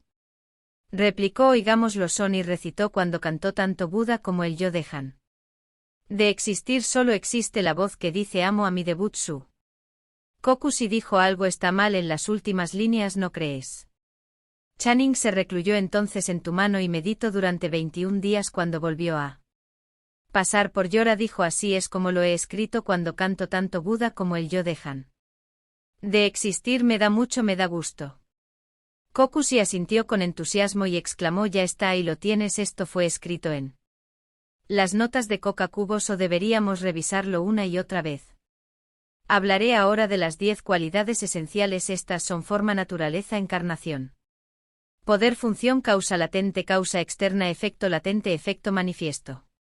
En separabilidad total de una y otra, los 10 mundos son los del infierno: el hambre, la animalidad, la ira, la humanidad, el cielo y la enseñanza. Realización Bodhisattva y budeidad. Las 10 cualidades esenciales son así en general, desde los mundos del infierno, del hambre, de la animalidad, de la ira, de la humanidad y del cielo, hasta los mundos del aprendizaje, de la realización, de la bodhisattva y de la budeidad. Todos poseen las 10 cualidades esenciales. Por regla general, una cosa que nace no puede carecer de forma, por lo que se habla de la cualidad esencial de la forma, aunque ésta puede cambiar multitudinariamente. Como forma es la misma, cuando cambia lo hace incluso el sonido de su canto. Del ruiseñor entona el canto del ruiseñor, el cuco canta el suyo respectivamente. ¿Acaso cada uno de ellos, para expresar su propia forma, cambia hasta el canto que entona? Ciertamente los cucos de las montañas y los ruiseñores del valle recitan sus propias canciones, pero pueden entender que cambia el sonido si la forma lo hace. El canto tiene la facultad de refinar su contexto y el contexto de las palabras. Es algo que combinamos con la rectitud de la mente, así llegan a conocerse. Si algo tiene forma, también tendrá una naturaleza, aunque la naturaleza de Buda sea siempre la misma, la forma se acomoda a lo que la reciba y por tanto cambia. Todos los seres sensibles tienen la naturaleza de Buda, por lo que incluso si me pierdo en el infierno, los mundos del hambre y la animalidad son inmutables en. Esto se explica de esta manera incluso en los sutres: si se colocan varios espejos alrededor de un pedestal y una sola lámpara en el centro, la luz se reflejará en todos lados. La lámpara es una sola, pero se refleja en cada cristal. Esto es un ejemplo de cómo la naturaleza de Buda es una sola, pero es recibida por todos los seres sensibles de los 10 mundos incluso por los hambrientos y los animales. Esto se conoce como el ejemplo del espejo y la lámpara. En el Sutra de la guirnalda de flores la personificación significa la encarnación de la ley. En todas las 10.000 cosas hay encarnación y función. La forma nace en la encarnación luego después de haber dado vuelta completa. Desaparece la personificación en sí misma, nunca se agota. Digamos que la nieve y el hielo son la función y que el agua es la encarnación. Cuando el agua se endurece se convierte en hielo, pero después vuelve a fundirse y se convierte en el líquido original. Consideremos que el agua es una personificación. Este es un ejemplo de la manifestación de la encarnación. Cuando las 10.000 formas nacen de la encarnación de la ley y luego muere, el hombre ordinario es incapaz de ver más allá de la forma, no puede ver la corporeidad. Cuando algo se produce, dice que se ha manifestado desde la perspectiva de la iluminación. Decimos que se ha manifestado cuando ha vuelto a la corporeidad y ya no puede percibirse. La nieve en los picos, el hielo en las profundidades de la montaña se derrite y se eleva el sonido en las estribaciones, el agua de la primavera.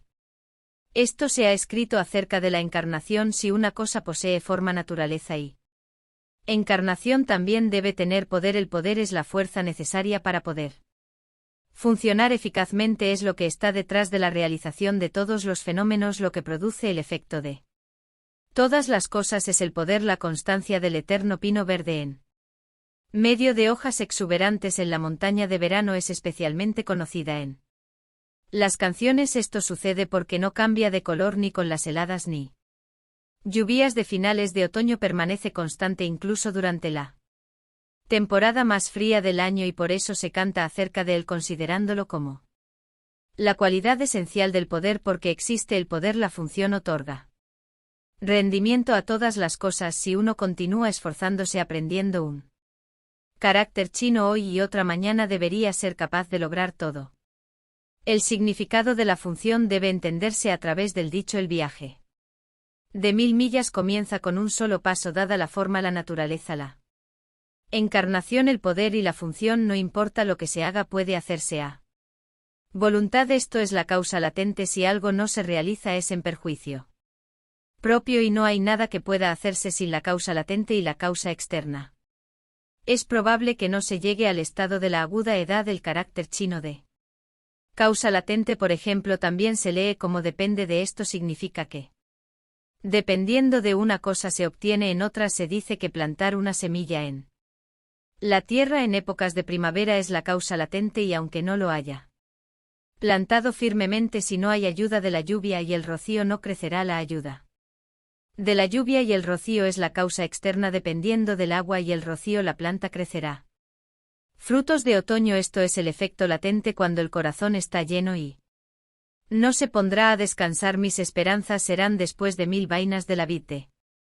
Madreselva. Esto significa que el establecimiento de la madreselva es la causa latente de casarse. Además dice que la intermediación es la causa externa y al final la pareja se convierte en marido y mujer y prospera con los hijos. Es un ejemplo de efecto latente. Del mismo modo, si uno quiere convertirse en un Buda y no actúa primero de acuerdo con la causa latente, no alcanzará el estado de Buda.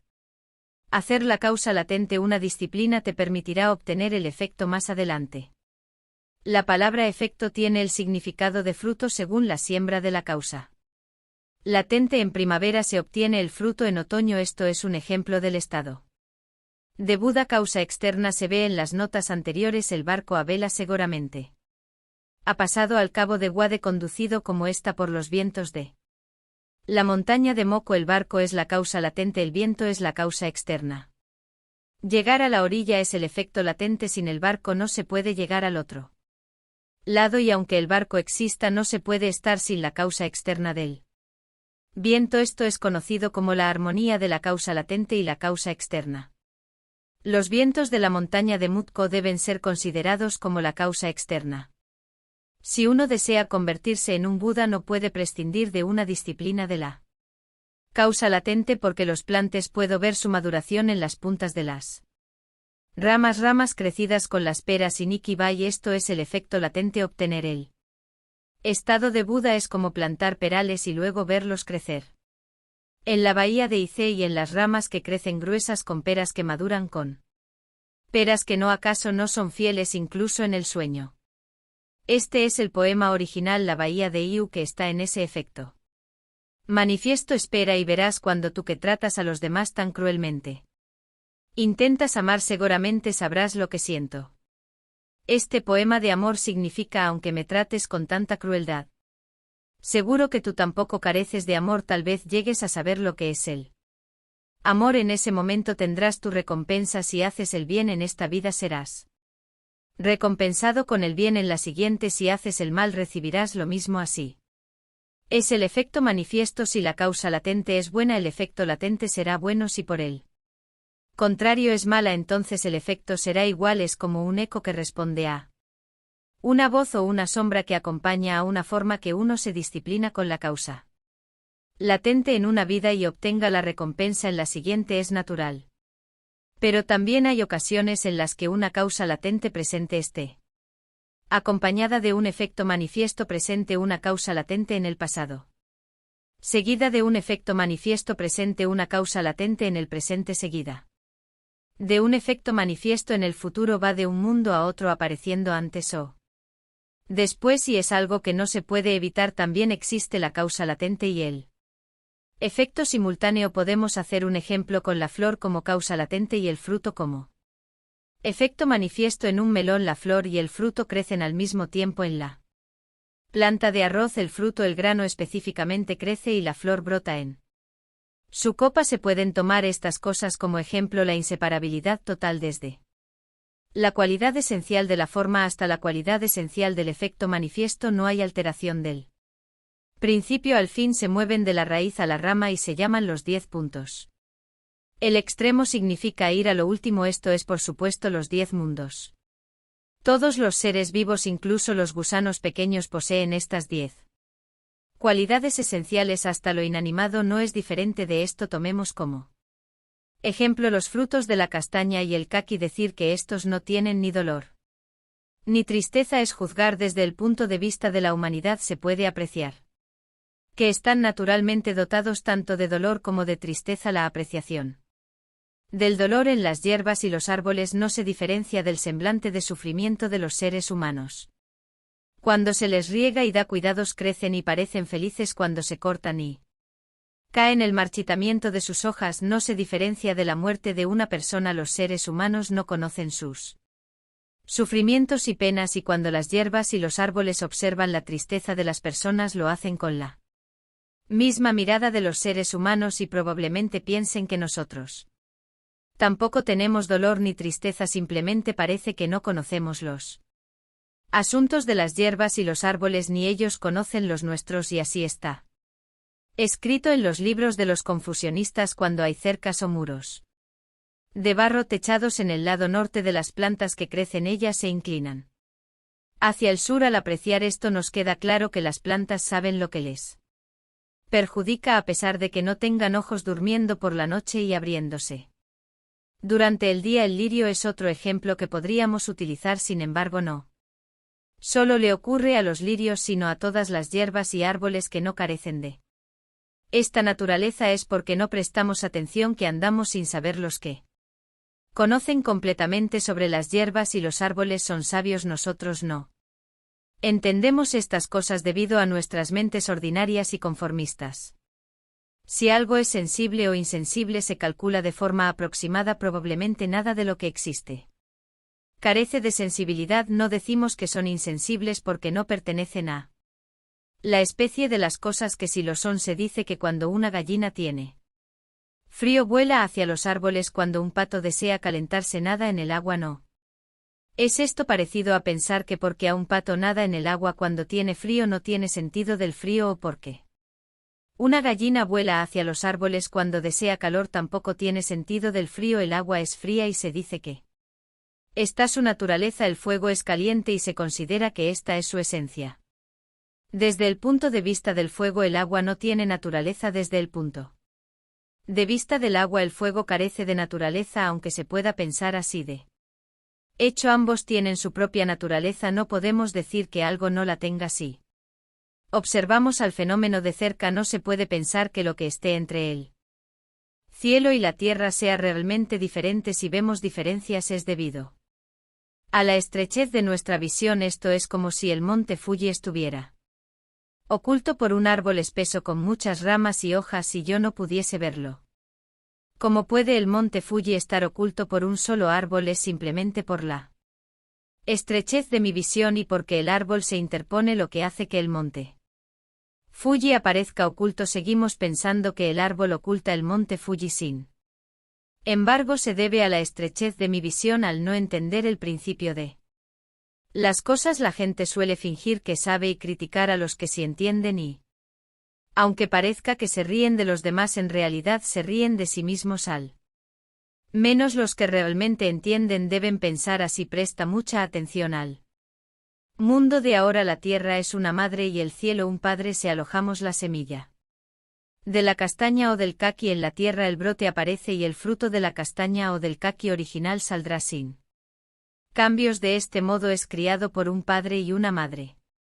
Es decir, que se coloca se refiere a algo que extraído de otro lugar. También para el ser humano la tierra es la madre y el cielo el padre, y el fenómeno que se convierte en hijo es algo traído y alojado desde otro lugar. La meta-existencia consiste principalmente en el pensamiento de las cosas en esta vida presente. Por esta razón, a esta existencia presente también se le conoce como una existencia. Cuando esta existencia llega a su fin aparece lo que se llama meta-existencia. Luego la meta-existencia se altera y hay una realidad posterior o reencarnación. En cualquiera de ellas no hay absolutamente ningún cambio en la mente que está en este cuerpo presente, aunque hay un cuerpo incluso en la meta-existencia. Los ojos humanos no pueden verlo debido a su oscuridad. En cuanto a la mente-existencia de aquellos que estaban profundamente unidos a este mundo, hay casos de personas que los han visto. Debido a que es algo fuera de lo común, la gente duda de estos sucesos y culpa las transformaciones de zorros y perros mapaches o los explica como visiones ilusorias de los muertos. Ambas situaciones pueden darse también.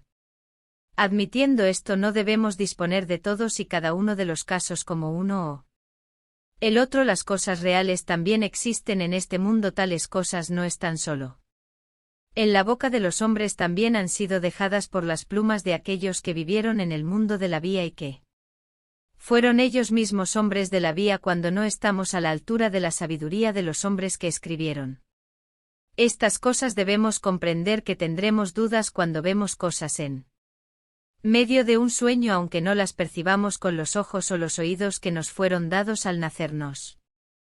Encontramos claramente con personas, decimos cosas, oímos, apreciamos colores, incluso tenemos relaciones sexuales, luchamos con aquello que nos preocupa a diario y justo cuando creemos que vamos a alcanzar nuestros deseos nos despertamos. Es el despertar cuando nos damos cuenta de que era un sueño. Mientras dormimos nunca pensamos esto es un sueño o esto no es real. Al dormir el cuerpo sigue vivo y atado y no puede ir a los lugares que le gustaría, pero con la fuerza de sus propios pensamientos es capaz de ver estos sitios atrayéndolos hacia uno mismo. Cuando uno muere de verdad y abandona su propio cuerpo, va a donde le plazca como un gato liberado de una cuerda, aunque los propios pensamientos son los mismos que los de un sueño. Ahora es como si pudiera ir libremente a donde desee en medio de una profunda oscuridad, o cuando las puertas y ventanas están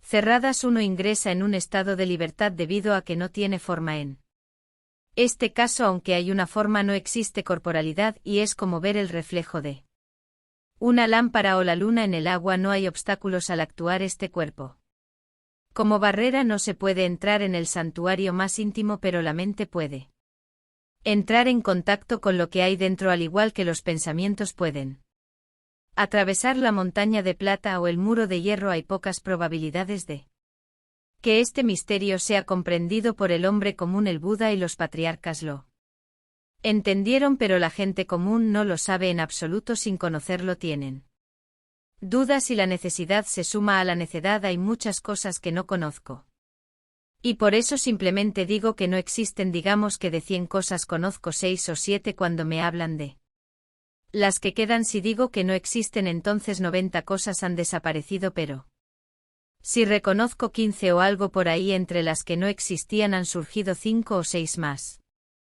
Para los que conocen 20 o 30, el número de objetos inexistentes ha disminuido a solo 70. Si uno conoce 60 cosas de 100, las 30 o 40 restantes pasan a ser como las que acabamos de mencionar. Y cuando uno conoce todas estas cosas y piensa que no hay nada más que no conozca, es porque todavía no lo sabe. Si un hombre avanza haciendo todo con claridad, debería ser capaz de percibir todas las cosas. Si hay algo que es conocido, es probable que nadie diga lo contrario, pero si alguien lo hace, será porque él mismo ignora el asunto. Un hombre extremadamente tonto debería llegar a saber algo al final debido a su fe. Por otra parte, no dice que un arte marcial a medias es la base de una gran lección. Entiendo que las 5 raíces no sobreviven en la metaexistencia. Al mismo tiempo, las 5 raíces de nuestra vida actual se transfieren al sexto sentido de la conciencia. Las 5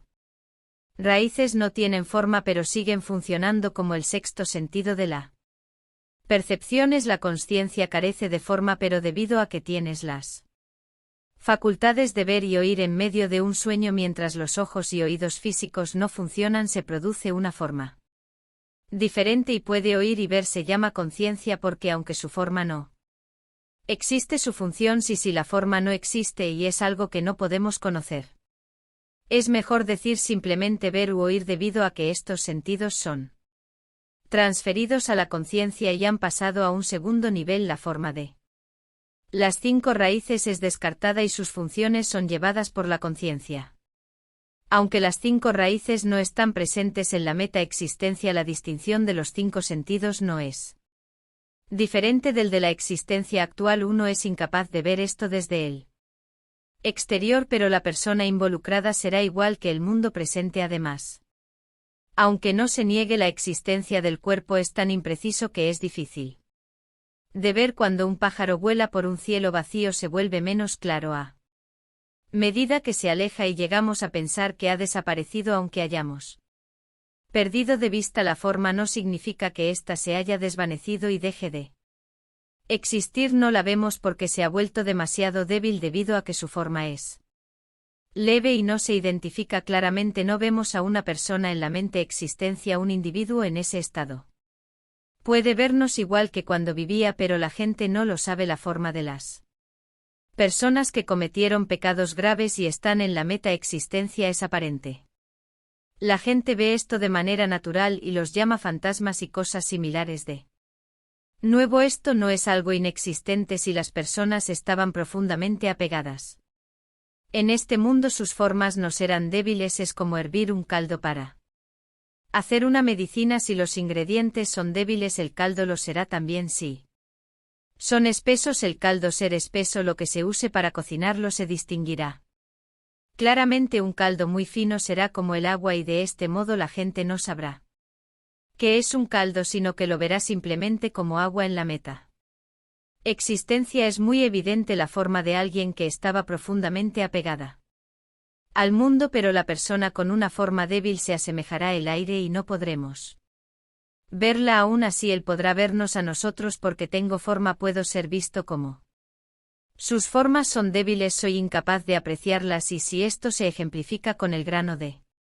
cebada, con un solo grano de cebada la raíz brota y aunque está dotado de las mismas funciones que la cebada original, si el agua y la tierra no se unifican, no podrá convertirse en cebada. La conciencia humana y el mundo objeto se unen. Surgen diversos pensamientos y de estos aparecen al mismo tiempo muchos otros. Impulsado por estos razonamientos, esta forma de cuerpo es recibida y producida. No es algo extraño que repentinamente ha llovido del cielo. Las múltiples cosas aparecen cuando se comienza con el pensamiento de que algo no tiene principio, cuando se busca cuidadosamente su origen siendo un único pensamiento sin principio. Se encuentra que no tiene ninguno al no tener uno en específico. El nacimiento de la infinita variedad de cosas podría llamarse un Misterio anales de la espada talla. Probablemente como artista marcial no lucho para ganar o perder, no me preocupa la fuerza o la debilidad, y no avanzo ni retrocedo un paso, el enemigo no me ve y yo no veo al enemigo ingresando en un lugar donde el cielo y la tierra aún no se han dividido, donde Yin y el Yang aún no han llegado. Obtengo rápida y necesariamente un efecto. Al decir probablemente indicó que no sé con certeza en su origen este carácter se leía con el significado de etapa, por ejemplo cuando se pone una tapa en una hilera de cajas, aunque no sepamos con seguridad lo que se ha puesto adentro. Si usamos la imaginación aceptaremos 6 o 7 veces de cada 10. En este caso tampoco lo sé con seguridad, pero deduzco tímidamente que debe ser así. En realidad esto es un escrito que utilizamos incluso sobre las cosas que, si sabemos con certeza, lo hacemos para ser humildes y no dar la apariencia de que hablamos con conocimiento de causa. Artista marcial es como el personaje indica, no luchar por ganar o perder, por no preocuparse por la fuerza o debilidad. Significa no competir por la victoria ni preocuparse por la derrota, y no entrometerse en las funciones de la fuerza o la debilidad. No avanzar ni retroceder un paso significa no dar un paso hacia adelante ni uno hacia atrás. La victoria se consigue sin moverse de donde uno está. El yo del enemigo no me ve se refiere a mi verdadero ser, no alude a mi yo percibido. La gente puede ver el yo percibido, es raro que discierne el verdadero ser. Por eso digo, el enemigo no me ve. No veo el enemigo como no tengo una visión personal de lo percibido. No veo tampoco el arte marcial del ser percibido del oponente. Aunque digan al oponente esto, no significa que no lo pueda ver. Justo ante mis propios ojos es una cosa singular ser capaz de ver lo que uno sin percibir el otro. Pues bien, el verdadero ser es el que existía antes de la división del cielo y la tierra y antes de que nacieran el padre y la madre. Este ser es el que está en mi interior, en el de los pájaros y las bestias, de las hierbas y los árboles y de todos los fenómenos. Es exactamente lo que se llama la naturaleza de Buda. Este ser no tiene forma ni figura, no tiene nacimiento ni muerte, no es un yo que pueda ser visto con la ayuda de tu visión física actual. Solo el hombre que ha recibido la iluminación es capaz de apreciarlo. Se dice que quien lo ve ha observado su propia naturaleza y se ha convertido en un Buda. Hace mucho tiempo el honrado por el mundo se adentró en las montañas nevadas. Y tras pasar 6 años de sufrimiento se iluminó. Esta fue la iluminación del verdadero ser. El hombre ordinario no tiene la fortaleza de la fe y no conoce la persistencia de 3 o 5 años, pero los que estudian la vida son absolutamente diligentes. Durante 10, 20 y hasta 24 horas al día reúnen una gran fuerza de fe. Hablan con los que tienen sabiduría y hacen caso omiso de la adversidad y el sufrimiento. Como un padre que ha perdido un hijo, no se aparta ni un ápice de su resolución establecida. Piensan profundamente haciéndose preguntas una y otra vez. Al final llegan al lugar donde incluso la doctrina budista y la ley budista se desvanecen y son capaces de ver naturalmente esto. La expresión siguiente: ingresando en un lugar donde el cielo y la tierra aún no se han dividido, donde Yin y Yang aún no han llegado. Obtengo rápida y necesariamente un efecto. Significa poner los ojos en el lugar que existía antes que el cielo se convirtiera en el cielo y la tierra en la tierra antes de que el Yin y el Yang llegaran a existir. Es no utilizar el pensamiento ni el razonamiento y mirar hacia adelante. De este modo el momento de obtener un gran efecto llegará con seguridad. Pues bien, el hombre determinado usa la espada pero no mata a otros. Utiliza la espada y da vida cuando es necesario matar. Lo hace cuando se requiere dar vida a la edad. Cuando mata lo realiza con profunda concentración. Cuando la vida lo cumple sin distraerse, es capaz de ver el bien y el mal sin observar lo correcto o incorrecto, sin intentar discriminar. Termina haciéndolo bien. Pisar el agua es como pisar la tierra y pisar la tierra es como pisar el agua. Si es capaz de obtener esta libertad, no se sentirá perplejo por nadie en el mundo. En todas las cosas estará más allá de los compañeros. El hombre determinado significa el hombre realizado en las Artes marciales utiliza la espada pero no mata a los demás significa que aunque no utiliza la espada para atacar cuando otros se enfrentan a este principio se acobardan y se convierten en hombres muertos por su propia voluntad, no hay necesidad de matarlos, usar la espada y dar vida a los demás quiere decir que mientras se enfrenta a sus oponentes lo deja todo a los movimientos del otro hombre y es capaz de observarlo a su antojo cuando es necesario matar lo hace cuando se requiere dar vida la da cuando mata lo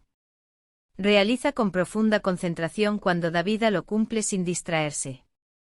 Significa que tanto al dar vida como al tomarla lo hace con libertad en un estado total de ensimismamiento y el meditador se vuelve uno con el objeto de meditación es capaz de ver el bien y el mal sin observar lo correcto o incorrecto sin intentar discriminar termina haciéndolo bien. Esto significa que en lo que respecta a su arte marcial no lo mira para decir correcto o incorrecto sino que es capaz de ver cuáles no intenta juzgarlas cosas pero es capaz de hacerlo bien si uno coloca un espejo se reflejará cualquier forma que esté frente a él pudiendo apreciarse con normalidad como el espejo hace esto mecánicamente las diversas formas se reflejan claramente sin ninguna intención de distinguir esto de aquello al transformar toda su mente en un espejo el hombre que emplea las artes marciales no tendrá ninguna intención de discriminar lo correcto de lo incorrecto pero según el brillo del espejo de sus pensamientos el juicio de lo bueno y lo malo se percibirá sin que él lo piense. Pisar el agua es igual que pisar la tierra y pisar la tierra es igual que pisar el agua. El significado de esta frase no lo descubriría nadie que no esté ilustrado sobre el origen mismo de la humanidad si el tonto pisa la tierra como si pisar el agua cuando camine por la tierra perderá el equilibrio si pisa el agua. Como si fuese tierra cuando se encuentre sobre algo líquido pensará que realmente puede caminar allí. Con respecto a este asunto el hombre que se olvida tanto de la tierra como del agua debe llegar a este principio por primera vez si es capaz de obtener esta libertad no se sentirá perplejo ante nadie en el mundo. De acuerdo con esta frase el artista marcial que es capaz de obtener la libertad no estará en un dilema sobre qué hacer, independientemente de con qué se enfrente en la vida en todas las cosas. Estarán más allá de los compañeros. Esto significa que como él no se asemejará a nadie en el mundo será como Shakyamuni quien dijo: en el cielo arriba y la tierra abajo solo yo soy el honrado. ¿Quieres conseguirlo caminando, parado, sentado o acostado? Hablando, permaneciendo en silencio durante el té y el arroz, nunca descuides el esfuerzo. Debe fijar rápidamente la vista en la meta e investigar a fondo. Tanto al ir como al venir, así debes mirar directamente a las cosas a medida que los meses se acumulan y los años pasan. Debería aparecer una luz que surge por sí sola en la oscuridad. Recibirá sabiduría sin necesidad de un maestro y generará una habilidad misteriosa sin intentarlo en este momento. Esto no se aparta de lo ordinario sino que lo trasciende. Por su nombre lo llamo talla. ¿Quieres obtener esto? La pregunta indica lo que he descrito anteriormente por lo que se refiere a si usted está considerando conseguir el significado lo anterior.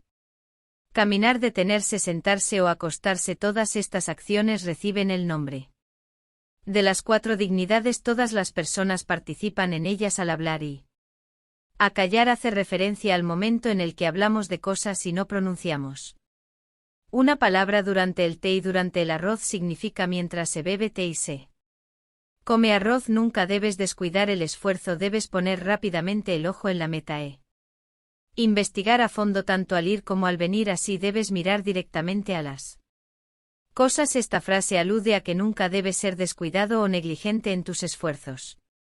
Además, tienes que regresar constantemente a ti mismo. Debes fijarte mirada en la meta e investigar profundamente estos fundamentos. Ves siempre diferente considerándolo que necesitas para estar bien y advirtiendo lo que te llevaría a estar mal mientras observas este principio en todas las cosas. A medida que se acumula en los meses y pasan los años debe parecerte que una luz surge por sí sola en la oscuridad. Esto significa justo en este sentido debes continuar con sus esfuerzos incansablemente conforme Avanzas junto al crecimiento de meses y años la obtención que hagas por tu cuenta del principio misterioso será como encontrar de repente la luz de una linterna en una noche oscura.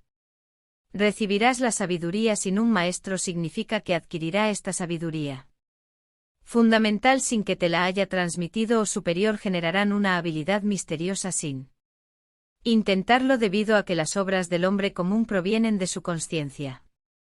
Son todas acciones del mundo de los fenómenos creados y están relacionadas con el sufrimiento de igual manera debido a que las acciones no creadas se generan a partir de esta sabiduría solo ellas son naturales y pacíficas en tal momento significa precisamente lo mismo indique el instante en que se recibe la sabiduría sin necesidad de un maestro y se genera una habilidad misteriosa sin intentarlo.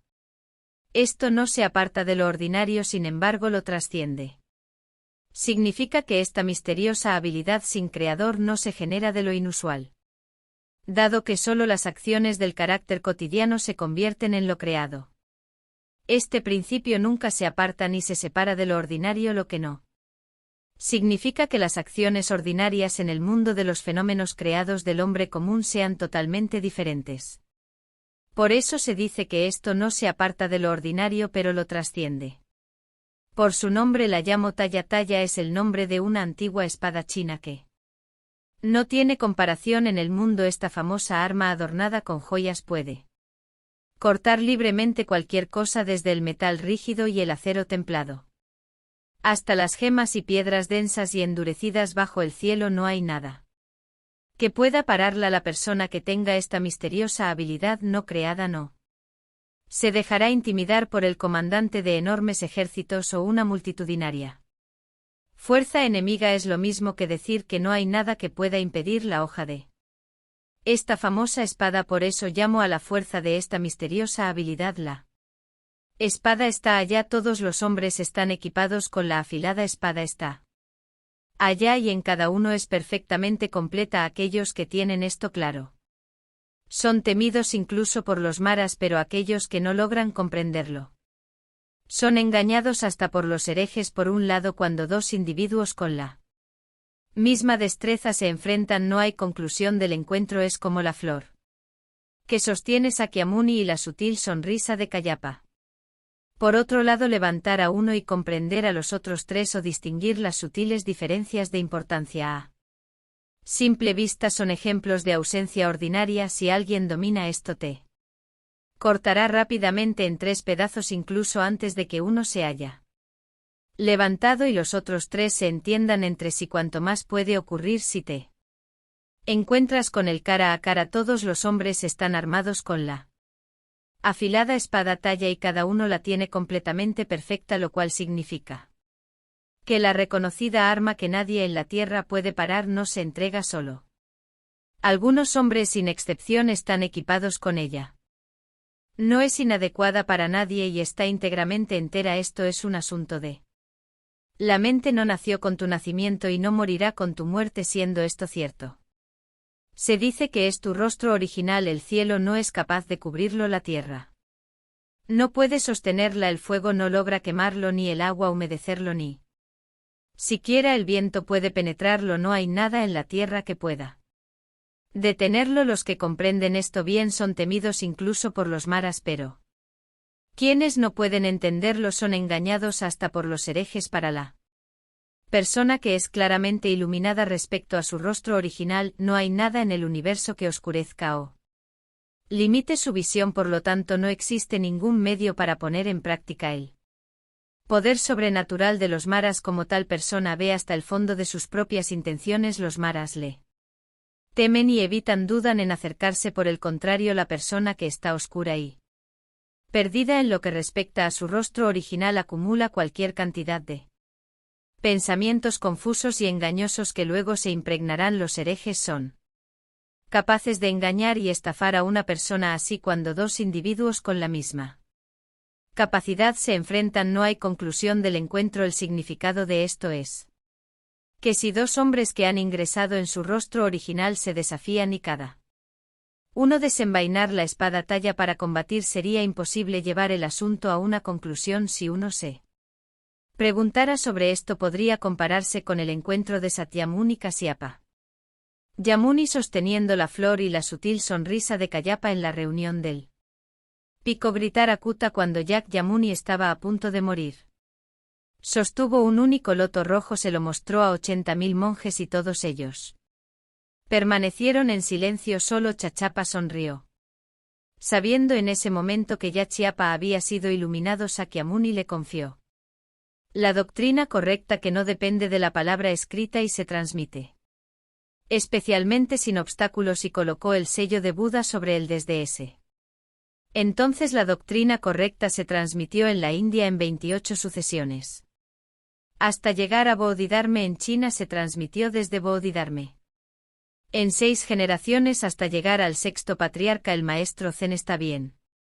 Como este maestro Zen se encarnó en un bodhisattva conocido ahora como el budismo, la ley floreció en China extendiendo sus hojas y ramas, promulgando rápidamente las 5 casas y las 7 sectas para finalmente ser transmitida a los sacerdotes japoneses. Die oída Ito a través del sacerdote Nishitsudan. De esta forma se ha trasladado así de maestro a discípulo hasta el presente día la doctrina de sostener la flor, la sonrisa sutil, es decir, de alcanzar y desentrañar mediante conjeturas. Hay que beber el aliento de todos los Budas mientras se traga la propia voz, aunque realmente no hay manera de expresar este principio si se exige su interpretación.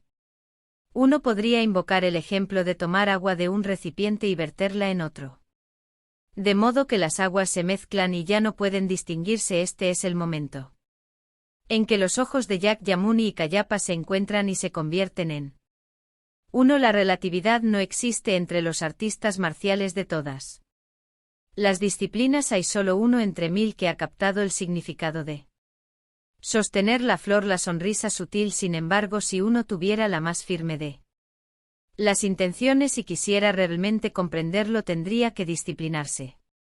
Durante otros 30 años equivocarse en esto no sería simplemente una cuestión de no dominar las artes marciales, centraría en el infierno como una flecha lanzada desde un arco. Es algo verdaderamente aterrador levantar uno y entender los otros 3. Significa que en cuanto se muestra una parte se entienden inmediatamente las otras 3. Distinguir sutiles diferencias de importancia a simple vista. Esto hace referencia a la función del ojo, a la medición que éste realiza. Las diferencias de importancia son extremadamente sutiles. El hombre que es capaz de medir con la vista cualquier peso de oro y plata sin equivocárselo más mínimo es una persona inteligente y hábil. Estos son ejemplos de inteligencia común. Lo que significa esta expresión es que tales personas habilidosas son ordinarias y pertenecen a la multitud, por lo tanto no hay nada especial en ellas. Si alguien ha dominado esto, te cortará rápidamente en 3 pedazos, incluso antes de que el uno haya sido levantado y los 3 comprendidos. Esto se refiere a la persona que ha sido iluminada con respecto a la causa de la aparición del Buda en el mundo. Es el quien te cortará rápidamente en 3 partes antes de que se plantee uno los 3 se comprendan o de que aparezca cualquier indicación. Por lo tanto, supongo que al encontrarse con alguien así no hay nada que se pueda hacer. Cuanto más puede ocurrir si te encuentras con él cara a cara, un hombre que ha adquirido tal celeridad y sutileza cuando se enfrenta con otro hombre frente a frente, atacará tan fácilmente que su oponente nunca descubrirá que le ha caído en la cabeza. Al final, un hombre así nunca expone la punta de su espada, ni siquiera el rayo. Puede seguirle el ritmo de su velocidad. Su brevedad es tal que se va incluso antes del rápido viento de la tormenta. Al no tener una táctica así, si uno al final se enreda o se confunde, dañará a su propia espada o herir a su propia mano y se quedará corto de destreza. Uno no adivina esto por impresiones o conocimiento. No se transmite mediante palabras o discursos ni se aprende mediante ninguna doctrina. Esta es la ley de la transmisión especial más allá de la instrucción. Al final, un hombre así nunca expone la punta de su espada. Significa que un maestro nunca desde el principio muestra intenciones de utilizar su arma, ni siquiera el rayo. Puede seguirle el ritmo de su velocidad, su brevedad es tal que se va incluso antes del rápido viento de la tormenta en cuanto a la velocidad de la técnica. Esto significa que incluso el rayo que desaparece justo cuando cree saberlo visto no puede atravesar los movimientos de este hombre en cuanto a su brevedad. Desaparece incluso más rápido que los finos granos de arena que son soplados antes de la tormenta, no teniendo la técnica. Si uno al final se enreda o se confunde, esto indica que sin tal habilidad uno termina adheriéndose a la elevación de su espada o a la aplicación de su muerte y dañar su propia espada o herir su propia mano y quedarse corto de destreza significa que se estropeará la punta de la espada, se cortará la mano y perdiendo la facultad de ser alguien habilidoso no se adivina esto por impresiones o conocimiento. Impresiones o conocimiento se refiere al saber y a la discriminación dentro del corazón humano. Adivina significa calcular y figurar las cosas, o a lo que alude de esto es que por mucho que intentes calcular o figurar por medio de impresiones o conocimiento no será útil, por lo tanto sepárate de la discriminación de calcular las cosas. No se transmite por medio de palabras o discursos, no se aprende por medio de ninguna doctrina. Para el verdadero artista marcial no hay manera de transmitirlo mediante palabras. Además, no es posible enseñar o aprender mediante la doctrina. ¿Qué tipo de postulado o donde golpear? Esta es la ley de la transmisión especial. Más allá de la instrucción no se puede transmitir con palabras sin importar el método que se utilice. No puede enseñarse, por lo tanto esto se llama la doctrina de una transmisión especial. Más allá de la instrucción, esta es una doctrina fuera de la enseñanza de un instructor, una doctrina que requiere particularmente la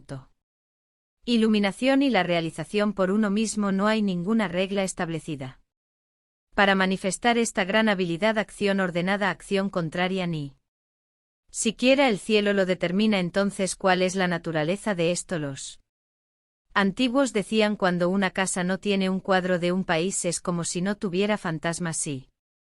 Un hombre se ha templado y ha llegado a este principio controlada todo bajo el cielo con una sola espada. Los que estudian esto que no sean irreflexivos, no hay ninguna regla establecida para manifestar esta gran habilidad. Si la gran habilidad de la ley de esta transmisión especial se manifiesta ante ti, lo hará libremente, sin que exista una regla establecida, y sin embargo se llama la gran habilidad porque se extiende en las 10 direcciones y no falta en ningún lugar, ni siquiera en la punta de los pelos de un conejo. Una regla establecida es una ley o un reglamento. No existen leyes o reglamentos que sirvan para moldear las cosas en lo que respecta a la manifestación de esta gran destreza.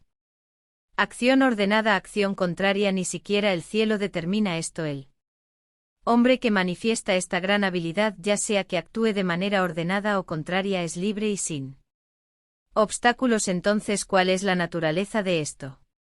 Indica enfrentarse a una persona y preguntarle en qué consiste algo. Realmente los antiguos decían: cuando una casa no tiene un cuadro de un país es como si no tuviera fantasmas. Esta es una respuesta a la pregunta anterior. El país que tiene el cuerpo de vaca, cabeza de hombre y es un animal como ningún otro, conocido como sueños y desgracias, y en China le hacen un dibujo para ponerlo en la entrada de la casa o para colgarlo en los pilares interiores. En resumen, poner una ilustración de Paiche evite el ingreso de la desgracia.